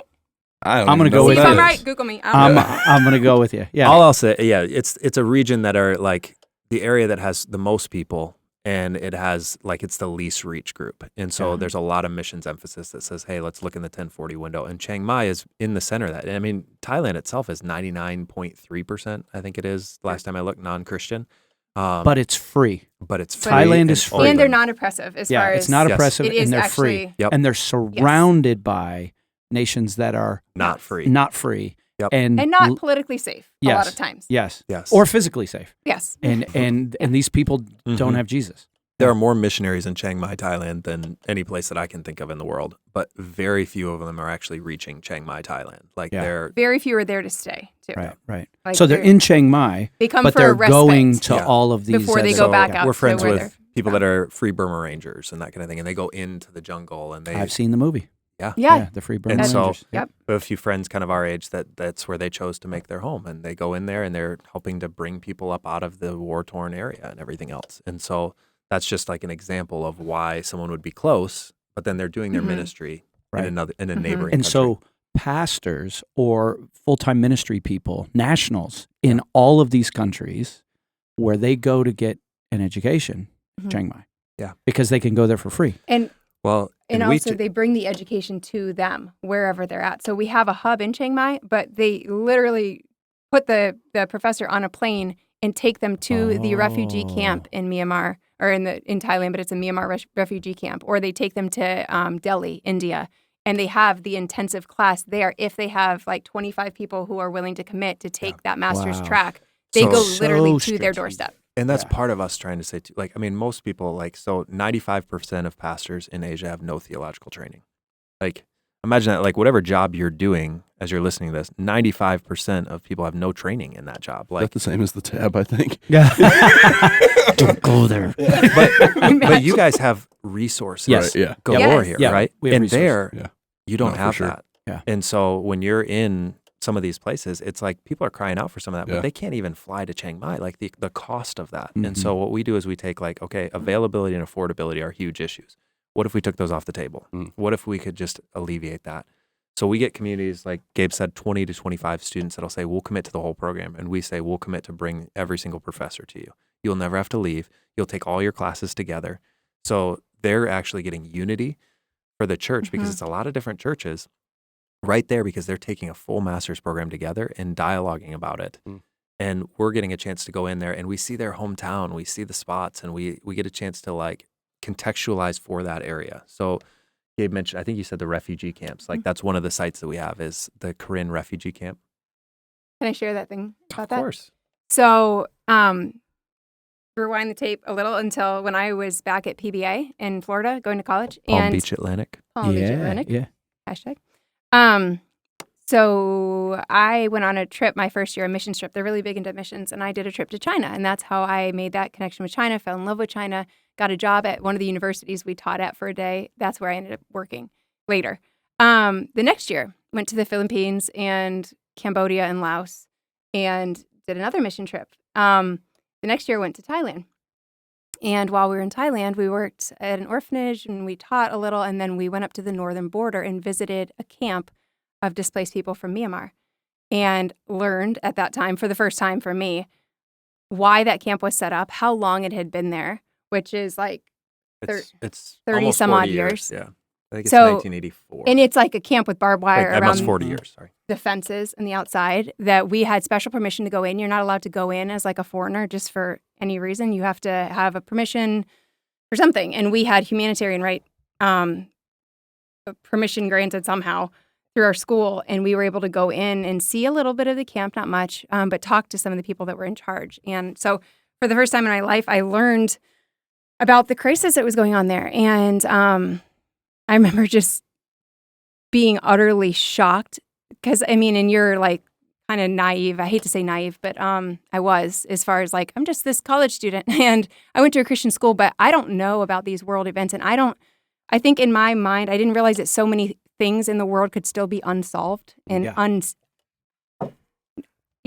like, you know, that people say there's like Myanmar, nothing new a under the sun. complete disaster, and it's a But- humanitarian disaster. No one does anything about it. No. Right? Yeah. And how can that exist? Like everything has been done. Everything has been figured out. Everything has been seen with, right? But Yeah. no. And I think that was the first time it really dawned on me, like, if there's not money, if there's not something at stake that affects people with money, maybe not. Maybe these people just sit here in this camp and suffer. in these horrible conditions, and that's Born in the just camp life. with no passport, no So, way yeah. to leave, no way to work. And you're talking about 40-year-olds country. that No. have never, they know nothing but that. They have no identity. And so Thailand has taken them in so that they don't get killed. Yeah. But Thailand says you're not ours. You Yeah. don't have an We're not ID going to card. assimilate you into our can't work. culture. Nope. You have to No. stay in this little place. They can't even Yeah. leave. Like, and Yeah. so could you imagine, like, We're not talking only about hundreds of thousands. Like this isn't a Essentially small little thing. born Yes. prisoners. yes. And so I mean, imagine being a kid born into that. Your parents are in there. That's all you've ever seen, and like you cannot work. What do you do for a hobby? What do you do for a job? Like, what do you hope to be? It doesn't matter. You know what I mean? And so I remember seeing this and just thinking, I left, was weeping, was like, why do I know this now? This is such a heavy thing to carry, and I'm 22 and I don't have anything that could, except for a whole lot of privilege, I don't have anything that could change anything that I just saw. And so I walked out and was just like, well, that was hopeless. That's fun to carry now, and I guess I will be. And I did, and I told people about it and talked about it. And remember being a little ticked at God. Was like, thanks for that. Like, I guess I'll just sit with that for a while. And so when, fast forward again, get married, get a degree, teach for a long time, have a kid, have a house. Then we find out about this job and the job description. Like whenever the guy got back to him and was like, hey, like we'd love to actually have you come do this long term. The job description was literally teach alongside the church, like in this academic setting, like do discipleship, create curriculum, like disciple pastors, teach counseling, do it in Asia. It was like, that is literally what we were asking God for this miraculous job. And we looked at the locations where they go. And one of them was the camp that I visited in 2005 when I was this little kid with nothing to offer. And we're bringing them counseling skills like that they're asking for. They're saying, give me this tool. This is the tool that I need to find freedom. And we're like, okay, we have something that we can bring. Like, and that's like, just so full circle. We can't, if I went in there and I was like, not supposed to, no tears on the podcast. Got me going. You got me leaking. Don't look at me, Benjamin. Sorry, bro. Sorry, Brad. No, you're fine. But like, I can't go in there as a counselor. Yeah. If I go in there and like, you can read news articles that talk about the level of abuse, the level of alcoholism, the level of suicide, that it's just epidemic levels. But if you go in there as an outsider and you're like, ask about any of those things, they'll say, oh, those things are terrible. But we don't have those here. Because they would, if they admitted it, it would lose face for the whole community. Mm-hmm. And that's such a big thing is like, you don't talk bad about the community or cause them to look bad. So what we do is we go in there and we get a chance to train up the pastors and leaders that are in the camps to be able to care for their own people, because they can go in and they can actually expose some of these things and they can say like John, they're not going to say John, but it's like, man, I know what's been going on. I know what's been going on in your life. I know what just happened with your daughter. I know this or that. Like, let's talk about it. And they can actually be an agent of change there. And they're wanting that kind of training. Wow. So it's just, it's not, I love the model of it not being us. It's not Western centered. It's a Western accredited degree that will give them the tools to be able to use that degree wherever they want. But it's not us going in and being like, so we have a plan here and this is what we're going to introduce. Like, we're not introducing any of this. This is an East meets West concept. This is like just as much input from the students. And it's there's something 20 that, of you to wrestle with this together as a group. How would you implement this into your context? What would work for you? Right. Here's the knowledge. Here's the background. Here's the different counseling techniques. Right. Let's pick them apart. But now let's put it in your culture. What would work? A lot of with counseling, I can talk about some of the mistakes that the West has made. I can talk about the history of how we've responded, because their counseling is just now starting to become a bigger thing. I mean, for millennia, where did people go when they had any kind of mental health issue? They went to the church, they went to the temple, they went to the mosque, they went to the religious communities. It's only now starting to shift, similar to here, where it's more in the healthcare realm. But to be able to say, this is how the church has responded here, both good and bad, and what are you guys going to do? And how can you respond to this? And how can you care for your people really well? It's been fun to get a chance to have some of those conversations with them. So we need to back up a second, because, I mean, I love this but this is more for our listeners. We find the dream we've always wanted. It involves Asia. It involves travel. Yeah. It involves building programs, discipling pastors. It involves counseling. Teaching. But like where you're gifted, but also for your family, like where you've wanted to live, right down to this college mission trip moment where your tears was like this deep passion for these forgotten people that even people on our podcast are like, I had no idea, they're Googling it right now. Right. Yeah. But in all that, and then we had no idea that this school I'm going to go work for through my. So let's get back to the reality. All right, would you guys be missionaries? Okay, go through the application process, go through the whole deal. And then it's like, then here comes the hammer. And you have to raise your money to go do it. Oh, I actually would have appreciated if that was what it was. There's a bigger hammer. Bigger hammer. Yeah. Uh-oh. The recruiting pitch is, by the way, the pay is negative $500 a month. Because we require our professors to actually support the whole school. Yeah, right. So we pay our Thai staff. We have to keep the lights on. So you have to raise your own salary. Oh, yeah. Your own expenses. Yes. Family's expenses, because there's a family of 4 travel now, to these different countries. Addie and Noel. Yes. Your travel, but then you have to raise for the school. Yeah. Yeah. Well, And That's Gabe the had hammer always I told was me, guessing. Yeah.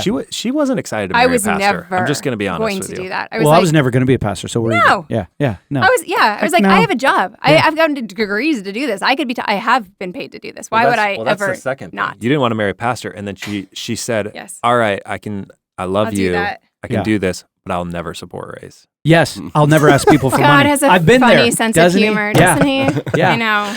Oh. Don't say anything. Yeah, don't don't never never- make these yeah, declarations, never. guys. Oh, That's never the be a pastor, lesson. never live in Michigan, never live Oh, in Michigan I was waited. another one. I'll yeah. never be sponsored by Chick-fil-A. Michigan.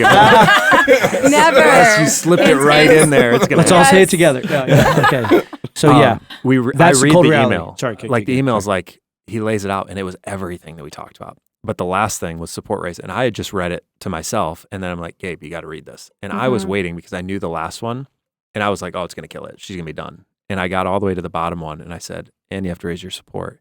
And she was like, we can do it. And I was like, what? Well- She's like, this is everything that God's made you to be. We can do that part. Like, that's We okay. had just said, like, God, if there's anything like this ridiculous ask, we would love to do that. We feel like we're equipped to do that. Can we do that? He gives us that. And they were like, it's not really exactly what I was looking for as far as the pay. Like, shut your mouth. Come on. Yeah. Like, you don't Yeah. qualm about that. That's, it was So what was that hand-selected. number? Sorry, we're real direct here. Yeah, no. what was that I think number? number? we were Maybe. aiming for like $100,000 a year because of, for us, that's a salary of like 45 for our family of 4. But then it's all the expenses of It's the ministry. So like bringing the you, classes to the students. yeah, you want to bring books to do the library. That's awesome. But like we got to get those books there, and so that's And on that's you. $100K you have to raise a year. A year. Mhm. And so did you But- start at your church? We Yeah. did. Well, The thing- I was really uncomfortable with that. Well, first, I had to here's be the thing. talked in. But that was a big part of it. We wanted to go on a vision trip, even though we'd been to Chiang Mai. I'd been there 7 times at that point to backpack. Well, guess what? When you have a kid and you're expecting the other kid and you're going to live there with your family, you're looking with different eyes. And I was like, Yeah. okay, no. But for real, what is the transportation that we will be using? And can we get a vehicle? And is That's it right. scary to drive a vehicle? And what kind of house will we have? And like, Will we have a church? It What's our was- community? Yes. Where's What- the do neighborhood? we have Is there support? school for my kids? yeah. And so it we was went. a terrible visit. Okay, so I was 8 months pregnant because we were like, yo, if we're going to pull the trigger, we need to pull the trigger and start the ball rolling and raise support. But we need to know if we want to. Well, we either go now or after you have a Yeah, newborn. we're trying to right? discern, is this what we're called to do? So we did it when I was 7 months pregnant, and we stayed until I was 8 months pregnant. And it was delightful, and I got food poisoning, and it was a big thing. And I don't like I Yeah. like being in Thai. I don't like flying there at all. No, You're No. in the plane. You've I been to know. Sri Lanka.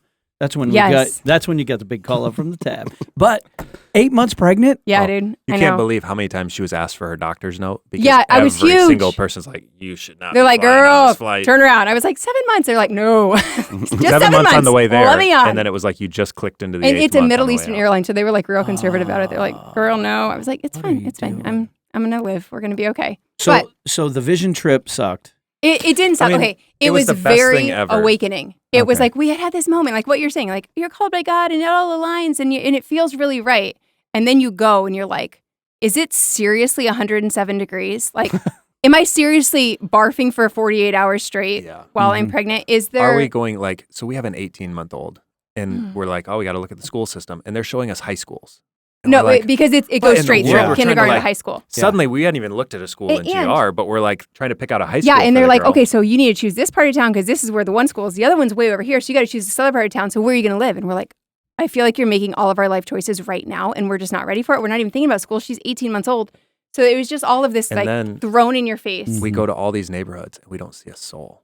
We went through 10 neighborhoods, Desolate. and we don't see any. And we're like, are all the neighborhoods like this? And they're like, yeah, pretty much. And then someone's like, yeah, my daughter's 16 at the time. She's never had a neighborhood friend, and so we're like, oh, this Oh seems my so gosh, lonely. it's so desolate. And then at the last minute, we went down to where you've been in Chiang Mai. To the And south your side of the experience city. was probably very different in Very regards different, to kids yeah. being there. Yeah. And we showed Surrounded up. by it was like an American neighborhood. That's what we drove through, and we were like, There was where probably 40 this? kids out. We just drove through it, and it was like 40 kids, all different Oh, all different nationalities. Yeah. And they're hanging like, out in the "Oh, that's- park, and we were like, oh, That house right there is where they show movies on the side of it on Friday nights, and we're like, oh my goodness, okay, so so that was a That's big where we'll be pivotal kids. thing. I think I know where that house is. My Yes. daughter was there with me, and it was movie night. It Yeah, was pretty see? cool. Yeah. it's That was a crazy. pivotal. That was changing, Mhm. and I think on the way home, it was part of my big thing was like, convince me that we need a support raise because I don't want to do this. I don't want to ask people for money. This is our dream, right? Like this is something you've put in our hearts and we're going to be lucky to do this.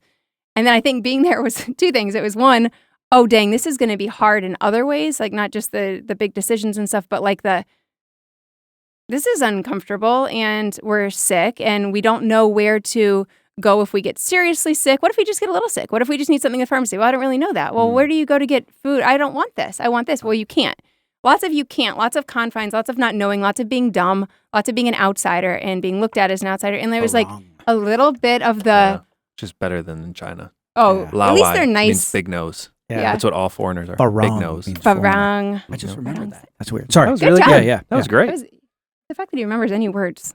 Anyways, yeah. I think it had been 5 years It was or so very since we had been in Asia. Sobering. And I think we had like You remembered had only the acclimated things that to we GR. loved. You'd become the Dutch. We had, for Yes. sure. The Dutch beautiful Yes. people We were like a down in tame Grand animal. Rapids. we were very But it was partly like soft. you just remember the good. Yeah. And then you get Yeah. back there and you're like, oh, I remember the hard too. Oh, yeah. Like, yeah. Well, and it was like I wanted to figure out that if I was going to ask people for money, which was like so beyond distasteful, especially when I was an educated adult, I was like, why?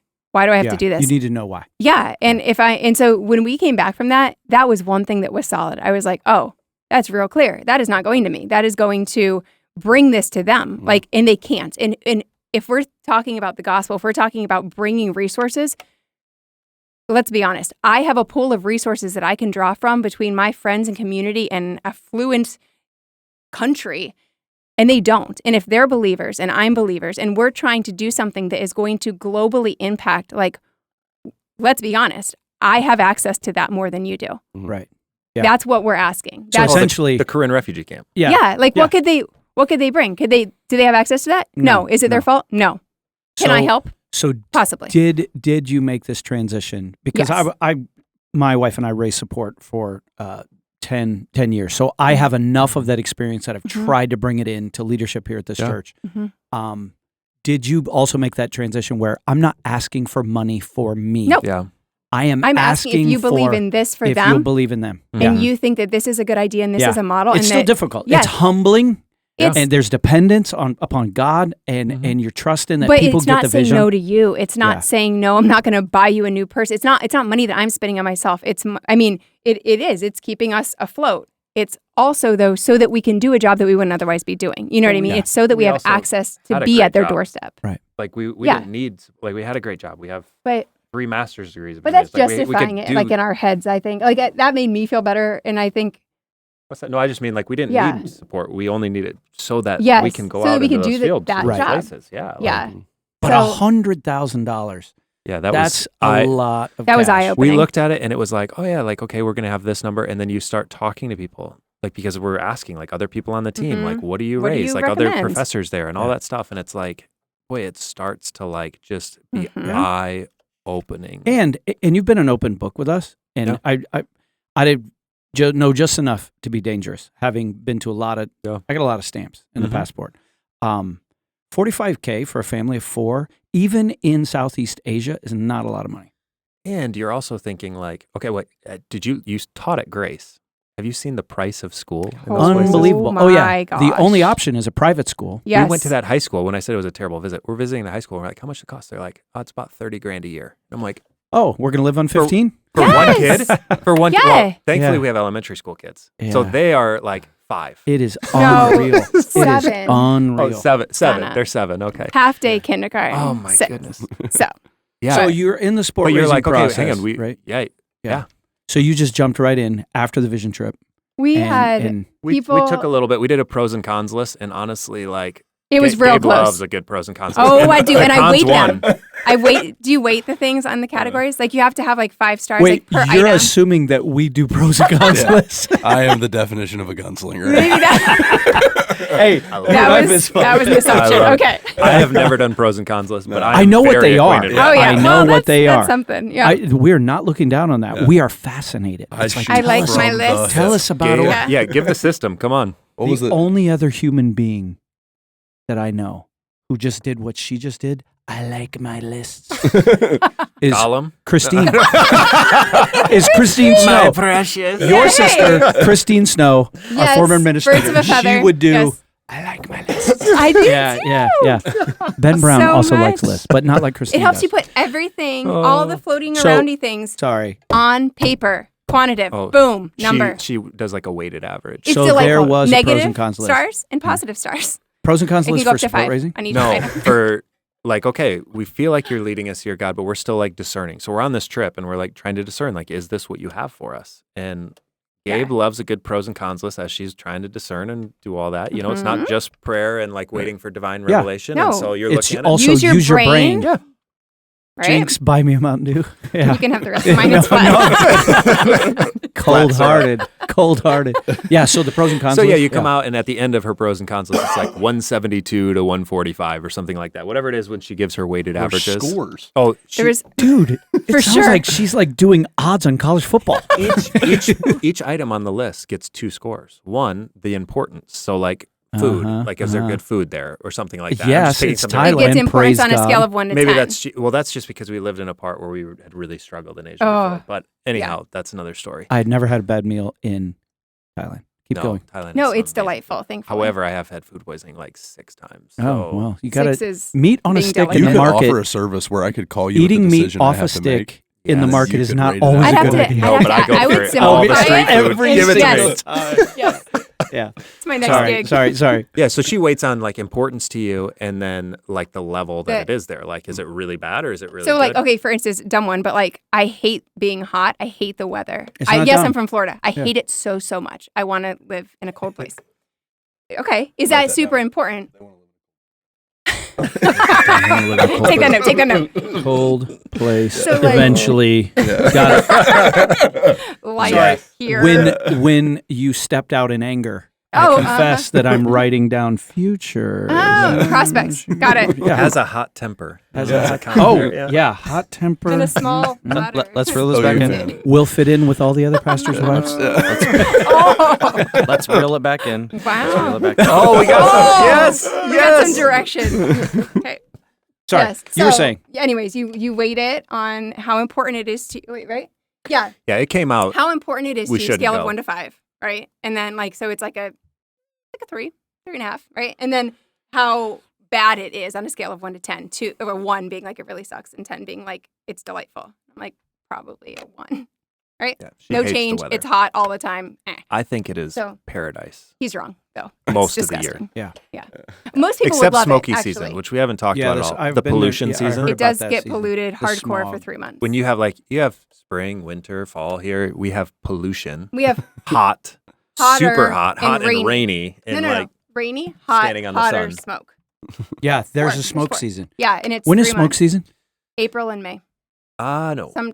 February sometimes between March. February and April, you never. I was know there when in it's smoky month. season Yeah. Yeah, twice Yeah. because they said you're in smoky season. late February, and like it gets Yeah. so bad that I mean everyone's wearing big, thick masks to filter it To out, filter and like it. you struggle to like. There's a mountain behind our house that we look at, and it's big and it's beautiful and it's brilliant. And during smoky season, it's gone. You can't like, see you it. Don't. It It's doesn't just exist. straight It's like smog. heavy smog. Yeah, and you can it's smell it heavy. in the air. Yeah. It's because people burn Yeah. like for thousands of years. People have burned their crops, and it's in Cambodia, it's in Myanmar, it's in Thailand, and then there's also people that go through. These are the people I get frustrated with that just light up the national forests.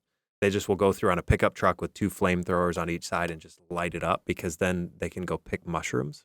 And these mushrooms are really hard to see unless you burn everything else. And then when it grows, you pick it, and then they can sell them mostly to China. And they're really like they make more Make a money in lot. that month than they'll make in the rest of their year. Wow. So, but Chiang Mai is surrounded by mountains, and so it's a basin, and the smoke just sits, and it can't. And then go when anywhere. the rain comes, it clears, but you sit in that smoke. Like and the Wow. health issues for it, and like I mean, There's there's a a lot. scale, Pretty bad. and Yeah. it's like off the charts. Chiang Mai will be the most polluted city on the planet for multiple days For the every year. yeah, the air quality is garbage. So we make the pros and cons list. Yeah, I was like, that- where were yeah, we? I yeah, have no idea. yeah. That's I'm good. in Yeah. pollution world. So ultimately, I think what we decided was there's probably actually a greater number on the con side. But the things that were on the pro side, I mean, and usually it's like, I'm going to listen to my list. Like I put it all out there on the list, but the stuff that was on the pro side was like heart stuff. It was like value stuff. Like show your girls that if you believe in something, you do it. All those things from the walk hot. that we talked about. It's hard. We're going to be an outsider. What if my girls are looked at as outsiders? What if they're different and they're made fun of? Whatever. And then they come back to America and they're different. And there's a lot of transition. I mean, we're setting them up for that, and they don't choose it. Can we have a session later? Absolutely. I just need therapy. Third culture kids, it's and a real thing. We're doing that to them. This is our decision, you know? So all of that taken into account. Yeah. And you guys know this, but sorry, this is not a podcast. Like, this doesn't fit with the flow, but it's our podcast, so we do whatever we want. Yeah. I like that. I was at some event, and some counselor guy, a good counselor guy, it was a Christian guy, was talking about, like, in a Q&A, what's the secret to a close family? And this was America, Charlotte, North Carolina. And it was Gary Smalley, I think is what his name was. It was back in the day when Gary Smalley was a thing, not that he's not a thing, it doesn't matter, whatever. And he goes, Whitewater. Sorry, Gary, if you're listening. Sorry, Gary, he's not listening. He said whitewater rafting. And for him, in his American context, it was families that take risks together are always close families. And so he was like, for us, it's whitewater rafting or camping or whatever you do. But a lot of American parents, and I'm not ripping on America, I'm American, but they try to protect everyone from things rather than do hard things together. And the light bulb went off in my head. I was about 26 years old. And I'm like, that's why my nuclear family, we were in some jacked up situations growing up in Port-au-Prince, Haiti. But my parents didn't insulate us from it. We were included in that. Voodoo drums, machine gun fire, famine time, hurricane, just all of those different things. But and so that is the payoff. Seeing how your parents respond, how You've they included protect your daughters in the smog, in the heat, and the why are we here, and why is there no Chick-fil-A in Chiang Mai? And I'm just trying to give our listeners an idea is that's why I said at the beginning, I don't know if you heard me, I said it's heroic. And I know you're probably not comfortable with that, but to me, missionaries are always to be honored because just like it says in Scripture that they're to honor your leaders. I think we honor those who are making sacrifices for the kingdom. And I know you're having fun because you like Chinese food, and it's obvious that you guys are in love with Asia, right? I didn't have that same, pull, but I enjoyed it when I was there. Whether it was Japan or Malaysia or Laos or Thailand or what have you. But that's a huge deal. And I know you're playing it down. It's like, oh, but we got all passionate about it. This is a really, really big number. And I feel like we have the responsibility. So back up from our side, we had a big give a couple years ago, and you guys don't know what this is, but it's like we know what the big it's like our Thanksgiving offering. And this was the big give, and let's do this, and we had different, like we have the philosophy of we didn't just want to spray money all over the world. There's a lot of churches that I grew up in that love to have the map in the lobby, and we support this and this and this and this and this. But I also had missionary kid background. And missionary kid background was, back in the day, we did what was called deputation.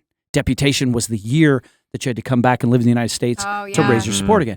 Well, Dad was always gone during deputation, going to all of those little churches. Year. We're doing 2 months, and I'm like, thank you, how do you do a year? And thanking people. And he was, showing this. And then sometimes I get to travel with Dad and set up slide projectors. And you had to, this is how old I am. We had like a cassette tape and the slideshow had to coincide with the fade in and fade out. People need the Lord. I mean, it was all that ghetto stuff, right? And so I didn't know it, but I was making decisions that if I was ever in a position to have any impact, we wanted to take care of fewer with more. And when your sister, Christine Snow, who was on our staff, and we miss her greatly, she's upstairs right now, but Christine all of a sudden just said, well, here's my brother and his wife, and they're going to Thailand. And we just started getting the information, and it was just click, click, click. And part of it was having been to Chiang Mai myself. The very first time I remember a retired Vietnam veteran was our missionary contact, and he'd been a colonel in the army, and he was explaining to us why Thailand was strategic. And it was so impactful when I saw they're going to Thailand. I know why. And then it was, they're providing counseling for pastors, not just in Thailand, but probably primarily outside. It was like a no-brainer. And all of a sudden we're like, how do we get behind this?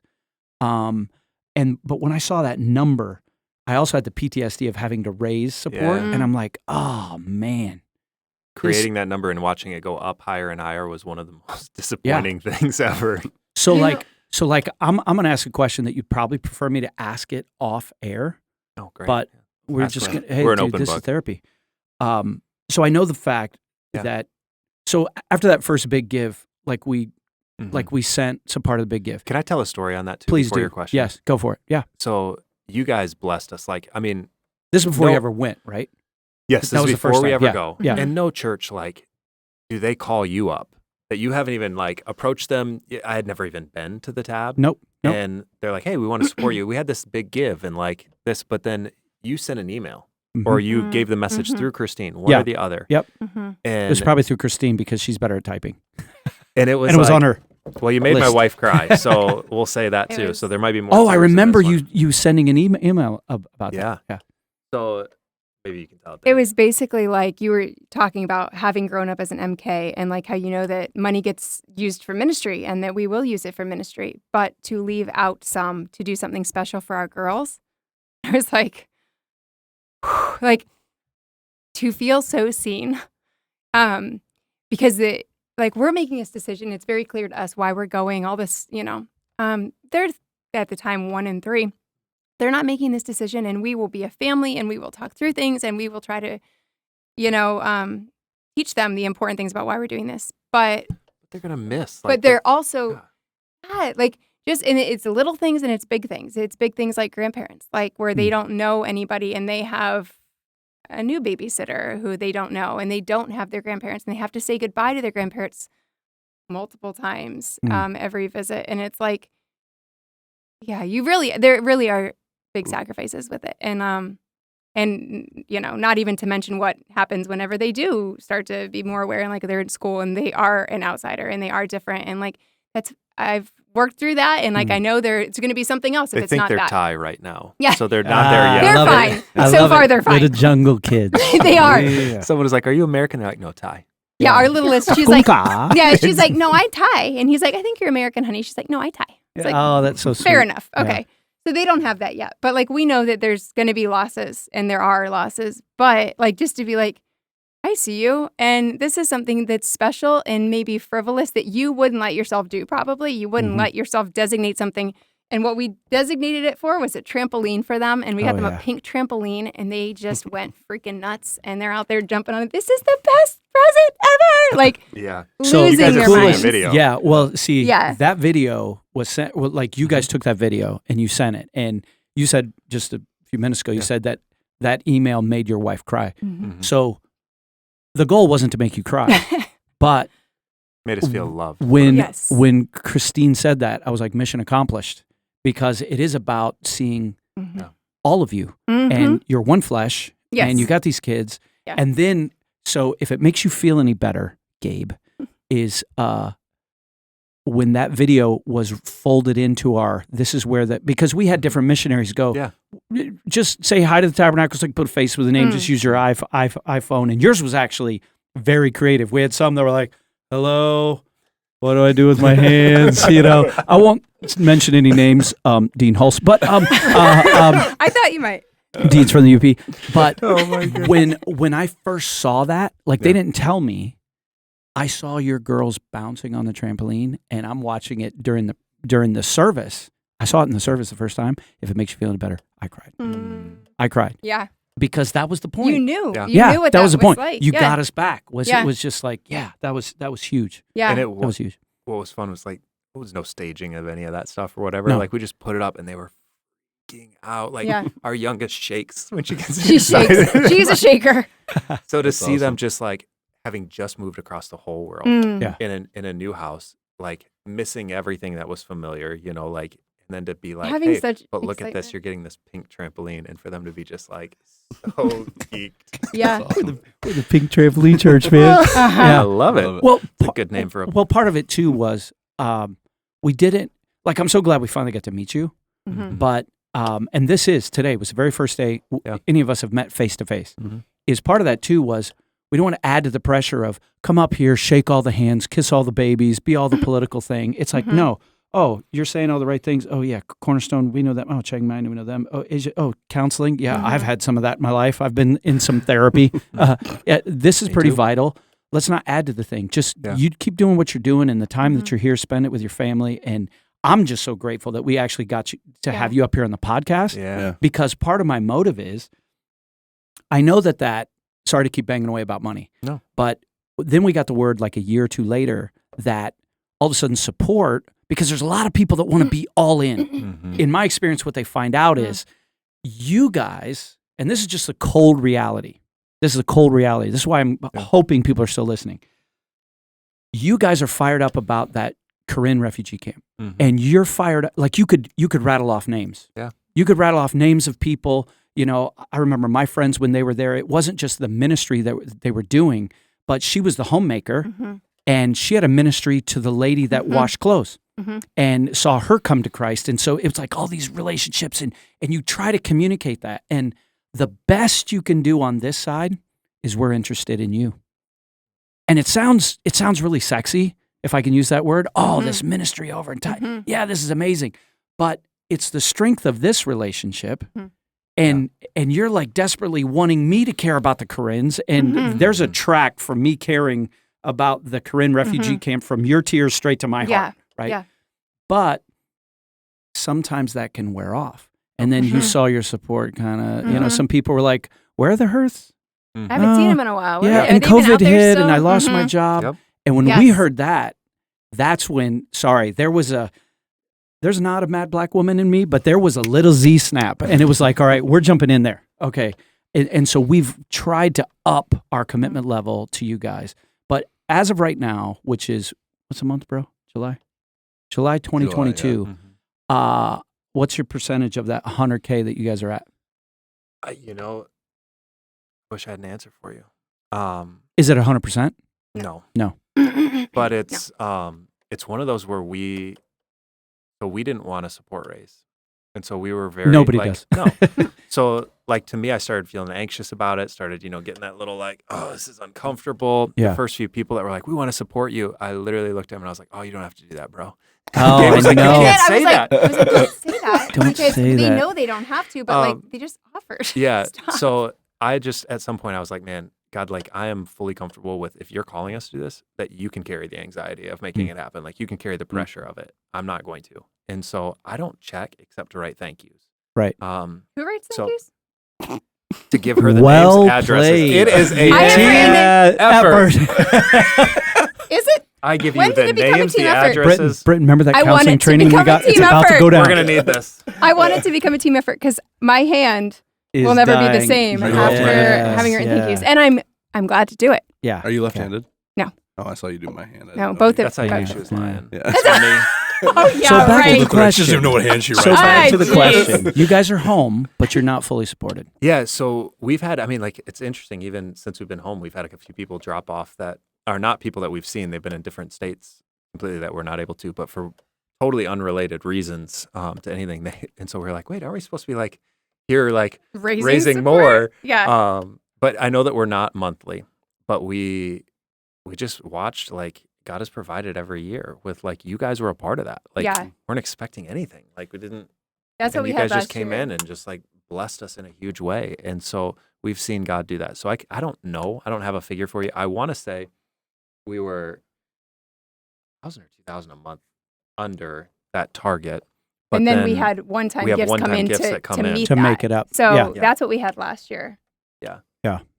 So are you doing like another part of my experience is I found that individuals get you started, churches keep you in it. Yeah, we don't have a lot of churches. Yeah, No, we we need don't. more churches. I mean, we need individuals too. So this is my shout out is I believe, and I didn't want to check it right here because you guys are just too fascinating to listen to, but I believe we're connected to the ABTS, Abbott's. That's what Abbott's. I haven't heard that before, but Abbott's. What we're gonna make t-shirts. we need to shorten it. Really, really, I want to see you in that really tight. No, I'm just messing with you. Yeah. That Red. Yeah. YMCA No. t-shirt. Well remembered.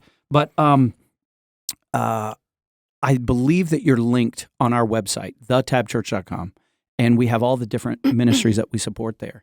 And so, to our Tab listeners, if you want to get behind the Hirths, outside of what you're already giving to your church, we encourage you to do that. 100%. So one of the things that we've tried to encourage our people to do is, obviously, God's been generous with us, so we're generous with God. But then different people will become fierce, proponents of, this ministry or that mission or Haiti or For sure. the Hirths. Yeah. And my thing would be, get on board.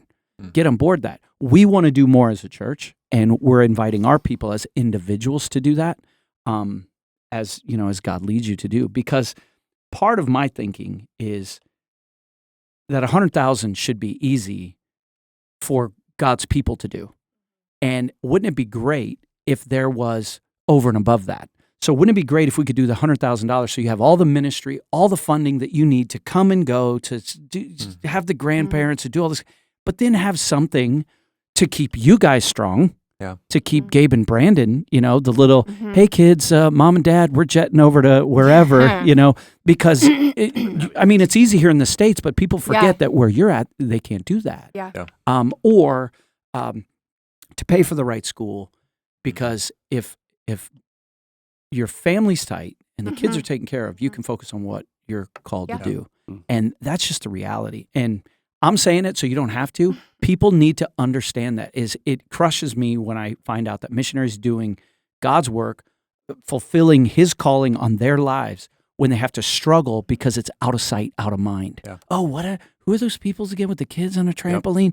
They're part of this Tab family. The family on the fridge. Yeah, exactly. The family on the fridge that has real stuff going on, And, I remember the video, too, when you got there. I don't even want to know the depth of that hell when you landed in COVID and you're going to live in a hotel room with, was it your parents? 17 days, his. Oh, wow. I bet you that was glorious. 16 days for everyone listening in a hotel with 2 toddlers. They're like, it's a in 14-day quarantine. I was like, to be clear, it is not. It is 17 because y'all don't count when you're like, oh, you arrive at 6 a.m. That day doesn't count. I'm like, sure feels like it counts because you stuffed me in a hotel room after shoving something up my nose. Oh, wow. And now I can't leave. So you can go after day 7. You can go outside for 1 hour. But they put you on the roof. You took a video, or we saw a picture of you for that 1 hour. Oh my goodness, yeah. And there's no shade anywhere, and so you're just standing there, and there's like a green pool with mold on it because they closed it for COVID, and so you're just standing there with no seats really on an AstroTurf. That's so dirty. It was. And we were like, can we come down now? I think we're done. And they wouldn't come get you for the hour, so then they would forget you up there, so you'd have to call them like, please come get us. We're done. We're done with our airtime. That all was the one vitamin of those D things at once. where you look at with that was our only way into the country, and the cost that we had to spend, the thousands of dollars to quarantine for that stupid hotel and you're room. Like, oh my goodness, but it's the only that was way like we can 8 get months there rent to be doing the thing. Just to do that. Yeah, it's just insane. We don't have to do that when we go back this time. We just get to fly on in. No, they dropped all regulations since we've been here. Except we have to still fly into Bangkok first and then Chiang Mai. It would have been so much easier. But just to go to Chiang Mai. Still not open yet in Chiang Mai. So how long are you home? Or when did you get back? 6 more days. Only 6 more days? We've been here for a month and a half, and we have 6. And you're going back, and we're not fully supported yet. You see how I keep banging away on that support thing? Yeah. Bro, that's my job. That is I don't like fundraising either. Yeah. And the thing is I hated support raising so much, so humbling. My big fat ego had to just, sell the thing that just, let me sell it. Tell me who to Would you talk like to come visit some other churches with us here? 100%. Yes, seriously. We will make videos for you. We will get it done. Oh my goodness. Britton, sorry, man. I just went into missionary world. Oh, you're good. What are the questions you got? No, I'm just soaking it all in. I think it's good for the Tab family just to hear that this is what God's doing. I love just the perspective that we're not asking people to come to us, but we're going to other people. It's a beautiful picture just of kingdom, of living like Jesus did, of understanding that it's not convenient, it's not always easy, but we're going to take this step and we're going to step into it as a family, and we're going to do our best with our gifts and with our abilities and with our passions and our desires to bring God glory in the midst of it. And I think I just love hearing about how faithful he is to provide these opportunities. And I love and John knows this, and everybody listens to the podcast, a big part of my life and kind of a mission thing is this yes, right? And I love seeing people give this unreserved, unconditional yes to Jesus, because he's done so much in you guys' lives, and it's clear, and I'm just being blessed by this time. But seeing just thinking about the moments where you guys are walking into these camps and these different situations, and you're given those yeses, and you're seeing the life that comes from that. And maybe you don't get to see it, right? And it's just kind of that 1 Corinthians, the one that plants and the one that waters, but it's the Lord that brings the growth. And so I'm just excited to continue to hear about how God is using this incredible ministry. And and so I think it's cool. And I love that we bang away on that because I think it's worthwhile. I think that for people that are maybe sitting in their home or sitting in they're feeling this urge to get more in the game, but they don't know what it looks like. And I think that this is a really cool way to do it. And so, I just really appreciate you guys doing that. You know, we have tried to stay in touch as well as we can, and we'll send out like updates and stuff via email. I also started an Instagram page I'm not very active on it, I don't think, but I do post things from time to time of like, hey, this happened, or like, this is what we're going to be doing. Can you pray for us for this? Or like, just every so often. But it's more of a like on the ground, this is what life looks like, or like, hey, we're at the hospital. Very cool. You know, how can our people find that? Yeah, it's called We Believe in Asia. We Believe in Asia. Okay, awesome. That's our Instagram thing. I will make sure that whenever we post this podcast, that it's in the show notes as well as whenever we post on social media, just have links like to that stuff. To put a face, like, and it's updated all the time, and it's like the emails, we do emails like once every couple months. And for the person out there, I'm just going to say this because we're allowed to say it.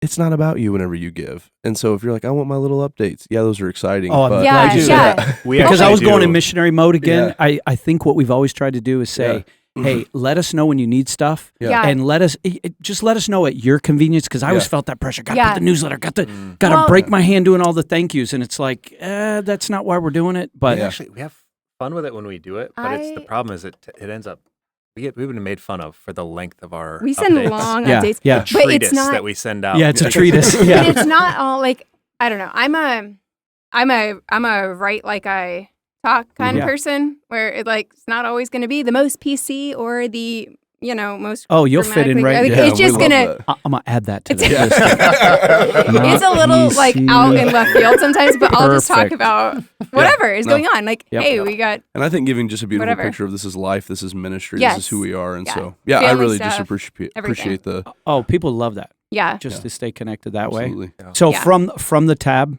never feel the pressure. There's never the pressure. No. Oh, we're in the country. We've got to go say hi. Yeah. No. The problem is if you guys keep coming and say hi, I'm just going to try to hire you away from Asia. Seriously, Brandon, I could listen to you talk all day. Yeah. Well, we've loved being here. I'll be honest. You just do the cartoon with the squirrly little things. I'm just like looking in your eyes, going, Jungle Book. Tell me about my dad. The snake, yeah. Well, the fact that you just compared me to a snake, actually, no, not a snake. It's very flattering because I love snakes. And do you? Right, she has to rein me back. Put that on the con list. Yep. That is definitely con list. Like he snakes doesn't bring his own. He just has I've got pictures of me holding king cobras and stuff. Benjamin, I love it. king cobras, you kill him? Yeah, whatever. Do you like I'm not allowed to anymore. I'm indifferent. Until he makes me go on snake hunts at like 4 a.m. No. This is when they like to be out. I'm like, no, I'm not. Yeah, this is when I like to sleep. We were pulling bro. sea snakes up out of the rocks, like that are exponentially Does that seem more wise? venomous than the cobra. Like while they're sleeping and they're like highly venomous. Asia needs you, bro. Now that I have kids, I am barred from it. But I found out that if you give her like a cute little animal, she gets distracted. She doesn't even pay attention to what you're doing. So she was like feeding this baby civet with a little bottle. Is that a snake? No, it's like a little weasel. It's cute weasel. And they poop out. Does that one poop out the That's coffee the berry. beans? It's a poop berries guy. Yeah, you heard of Cafe Luwak and all that? Yeah, it was like one of those. It's the berry pooping weasel. Yeah, it eats the coffee berries and poops them out, and then they wash them, down. hopefully, and then they make coffee out of it. Interesting. It's very expensive coffee. Okay. No, but Starbucks does that. But I did go to a market outside Chiang Mai, and I saw they deep fry everything. Oh, yeah. There were deep fried lizards, deep fried spiders, deep fried waste not whatever. Right?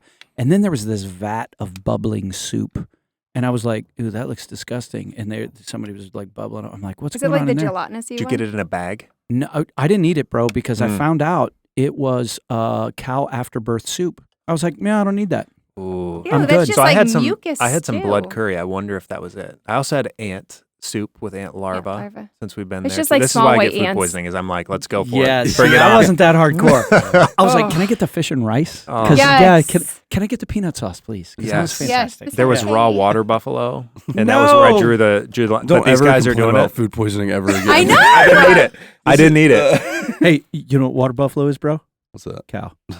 It's raw. Dude, it's a steak. Oh, I'm there, but I'm raw. It's water buffalo tartare. Why does anyone need to do anything raw though? These two guys, and they're just out there. Like it seemed like maybe they had a little problem with an alcohol, and they're chasing it down with you remember The this? larb guy? Anytime Yeah. your food needs a Yes. chaser, Oh, they you're definitely eating do. the wrong Yes. food. He's like, it just kills it all. I was like, it shouldn't need Yeah, to they kill were it all. saying the alcohol kills it. That's how chases you it down. cook it. Yeah. Oh, yeah. We And chase our also, water buffalo That with guy was like 3 vodka. sheets to the wind and a random hobo that we had met while we were on a food He tour. was offering me water These are buffalo. the updates we and I was need. thinking about Yeah, it. hey, don't send me updates It would about be rude not to. as bad as this is It going to would be sound. rude I don't need not to. updates about what's happening in the camp. I need these updates. Oh my goodness. Exactly. Well, as Brandon bad as we it went sounds. for it included- tonight. I think we talked about butt worms in one of our updates. that Oh, we all- wow. Yeah, Yeah, that's a talked thing. Wait, about who had that? All of the above. all of us. Oh, Or shame. my. I say with shame. This Oh. is no joke. All right, listeners, bear yourself. If you're easily grossed out, just tune out for a second.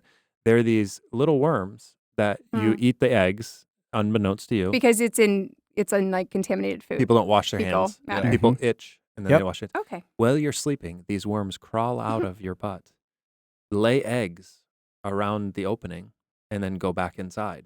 Oh, And then my they're really goodness. itchy eggs, so that If you'll my wife's scratch, listening, this she'll and never then go you to will Thailand. again. spread. They're But- here too. I'm not going to say who. What? I just talked This to a came up- pastor A locally. staff member of your church was like, Doesn't currently have them, but has experienced them. Okay, Yes. okay. here let's- in America. So let's guess who. Adam Sharp. No, I'm We gonna are say not Martin at liberty Rizzi. to discuss. We promise. Martin Rizzi. promise. I'm saying, Adam Sharp. so it's happened in America? yes.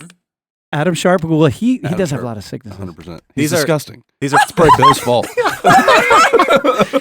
Did this go straight to blame the student pastor Yes! too? Yeah, he's too faster. I love it. And also, he they blamed like the list other one. reasons. You should Oh, list the my But I reasons didn't, why but they're I'm So your right. fault. these are Wasn't I? pinworms, I'm and right. you have them Oh. here in America. Yes. Was I People right? just don't talk about We it when They they don't get Anyone. talk about Was it. I right? I have butt Yeah. worms. I And can't she tell Was you. it said, Adam? I'm not I at said, liberty. wait, wait. Was it Adam? Gabe, we go to the It was Adam. to the pharmacist, and she doesn't speak English, so we have to Charades. mime out Charades. Yes, yes. itchy worms. butt worms. So was it Adam? They've It already was said Adam. it's- I could see it in his So then I eyes. was like, Are you not me, kidding? him. Look at that him. poker face. He's already decided what type of dads each one of us have had. I'm a counselor. Yeah, I keep confidence. So, but Adam Yeah. did But it. I did I'm just, gonna go I did upstairs. just like it's not a huge pool. Like you guys will figure this Yeah, out. we'll And figure this someone, out. it'll be like a hunt. Well, on I watched Sunday, Ben introduce himself to them. Yeah. While I was there, and butt worms never came up, so it wasn't Ben. Yeah. It wasn't John Williams. We got to circle back, right? So it had to have been Martin or Adam. There you go. You guessed Adam. I guessed Martin. Yeah. We'll figure it out. I don't Yeah. know, but we'll We're get to the now bottom on of a this, witch- pun intended. We will- No? Ah, well played. Yes. You Awesome. guys have a Yes. blast. yeah, You guys, man, have- you guys oh, are. my You guys are goodness. awesome. So if we want to stay up to date with what's going on with you guys, the Hirths in Asia, they can follow you on Instagram. There is actually, we have a website, Hirths in Asia. Okay. Yeah. .com. By the way, so we built this But yeah. website. Mhm. We have not updated it since we left. We I needed a apologize to platform. everyone, No, but it's all you good. can still read about us. All the pictures. Yes. are just Can updated and people everything else. give there? Yes. Okay. You can Okay, also so join our it's- email list up there. That, too. So- that, so but that it's was for the email, so active. you could find a We're place not going to join. give the pressure to give all the updates, but it's Hirths, Hirth, Hirths with an S Mhm. in like Asia. birth with an Yeah. H. Gotcha. And this will be Hirths- in the show notes. HirthsInAsia.com. Uh-huh. I encourage you to go there and support them. Yep. Give early and give often. Mhm. It's more important than voting early and voting often. Awesome. Also, Chick-fil-A. No free No shout free outs. shout outs. We're just shouting out to Hirths today. What kind of Hey, Bible do if you you're a use? Chick-fil-A, Bible you do you give use? to What kind of- Hirths and Asia. Kind of Bible. You a goatskin You guy? said- I just got so I just got a Bible that I was very excited about, but it's huge for bringing Okay. there. So I guess Jonathan Edwards had like his wife sew in some extra pages, and so every single it's a page and then it's a completely blank page. Mm. It's a page and it's a completely blank. That's a page. fat Bible. And then it's got like a little leather cover that goes over it with a little Yeah. string that goes around it and all that. It weighs like is 20 pounds. I was like, that's Dang. not funny. unbelievable. No wonder he's got guns under that shirt. Yeah. But then Well, you can't bring it around you know, because people. Well, think what you're would probably like, be a lot easier for you to carry around would be a Skylar Bible. Skylar Bible. Yeah, just Skylar, a nice listen. goatskin, durable. Have you with been a to full Big yap. Book? It's a no free. It's a no It's free a shout no out. We're free waiting. shout out. We're We've sponsored angling. them. Yeah. See, my thing is years ago I switched to goatskin. I was done with They're the amazing. pleather, yes. the pleather stuff, Yeah. and I went with the Mhm. serious goatskin, and I went with the ESV, Mhm. and it was a What mine great is as well. crossway ESV. But then when you started getting a goatskin, he introduced me to a Skylar. So now I got a Skylar with like a snap. So that's what we splurge on. Wait, what's it called? A yap, It's a not a yap. nap. Does Yeah. it have The a nice yap. fold too when you're up there and you're preaching? Oh, it's all about the flop. It is. Looks like a wet rag. You're the first guest. First Yeah. guest that knows what we're talking about. No, what? Yes. Yes. Oh my that, goodness. It's important when you're speaking that it folds like a wet rag. Exactly. Absolutely. Yeah. Now, he has a problem. So later, can we have some just a little therapy? He's got one in every color. Dude, he's on youth pastor's salary and he's got more of these goatskins than I do and lined up. I have two. Oh, okay. and All right, two all right, in all right. pre-order. But Prime Day was yesterday. two in pre-order? How many you got on the way? So, well, one of them is going to be my wife's. What are the colors here? So my wife is getting a black pearl CSB Because she's Christian. personal size quintal, and it's got blue ribbons, blue page gilding, all the stuff. Oh, some of them got a come with 4 Yeah, ribbons. it's got a half yap, which means it's not fully closed, but it's kind of enclosed. And then I did I'm a classic. I do every time black. Yeah, I'm black.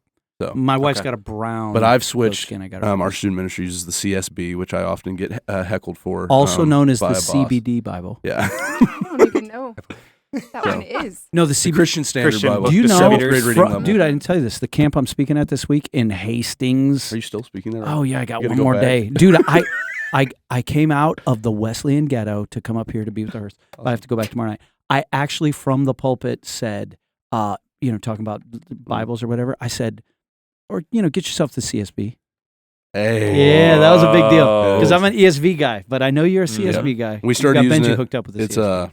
super readable, also a ton of validity. But ESV is what we used, but it's a 12th grade reading But level. we don't fight about Bible. We had a lot of students that it was just kind of going over the head sometimes. CSB, 7th grade reading level, but it also not a complete paraphrase. So So now found the middle ground. my buddy was like a big part of the project, so I got to ask no new NIV. Like, No new NIV. No NIV.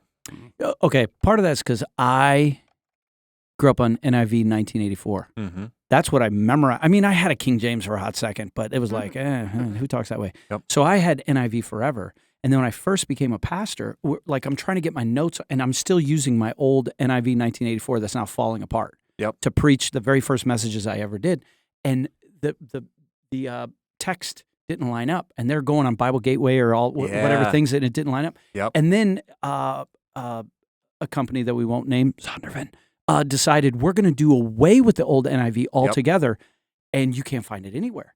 Yeah. And that was a huge sad fest. And then I wasn't super comfortable with some of we're going to change the he to the he, she, and the brother, sister, and everything. So I kind of got on this rant, and I fell in love with the ESV. But we don't fight about that stuff. I realized too. I called it like the new NIV. Like it's like 2011. Yeah, that's not new anymore. But That's not new anymore. It but feels for new. those of us who had the 84, it's like, So- no, that's the new one. So like at And then they added seminary, where like did they require NASB? They didn't require anything. Okay, cool. But I would say, I mean, like with Don Carson, all that wasn't even part of the ESV. Yeah. So I Oh think gosh, Don yeah. Carson single-handedly turned us all into ESV. So, hey, People. Skylar, all this talk about Bibles, we'd love some free ones. You know what? Brandon and Gabe both need customized ones Absolutely, that like are yeah. goat skin that aren't ginormous. Yeah, 'cause the personal size quintal, I mean, you can't beat it. Yeah. Fit in any bag you have. Yeah. Fit in your back Do pocket if you you wear big or enough do pants. you not like jerky? I like jerky. You do you deer like- jerky? Really? Do you like brats? This was very random, but yes, I like brats. I like jerky. Have you ever had No free shout-outs? no free shout-outs? Yeah, but the Dublin General Store. Did you Hey, know which they they have came blue- through. Did they? Yeah, They they're for came you. Hey, man, You sent me a stand text. Up. What's up, big dog? Yeah, you. He was sending me a text. So we have people that listen from the Dublin General Store, and apparently there are brats that have blueberry brats. Oh, no. Ooh, that sounds good. Fresh Time. You guys have. Wait, you we're definitely talking. don't have wait, Fresh Time. We have fresh Time hasn't something. sponsored the podcast. We need to. Fresh Time's No probably- free shout-outs They're there, probably Gabe. Come on. horrible Yeah. compared to the Dublin store. I'm sure they are. Benji, I'm what's sure your they don't even favorite touch Dublin it. brat? Blueberry brat, But they bacon would have all brat, those flavors. one? They're good. baked potato cheddar, and bacon brat. What? Baked potato. over I 30 think the options. blueberry would be good. I think that would I be think it'd be outstanding. It's in a fantastic. well- Or some, you need like an herby 6 one. days? Basil. How long are you up here? In there or something. Something Up like here Yeah. today. Okay. Well, So I Sorry do have a about you. question. I do have a question, real quick. I know we're closing up, but down with Thailand. Have you had iced coffee in Thailand served in a bag?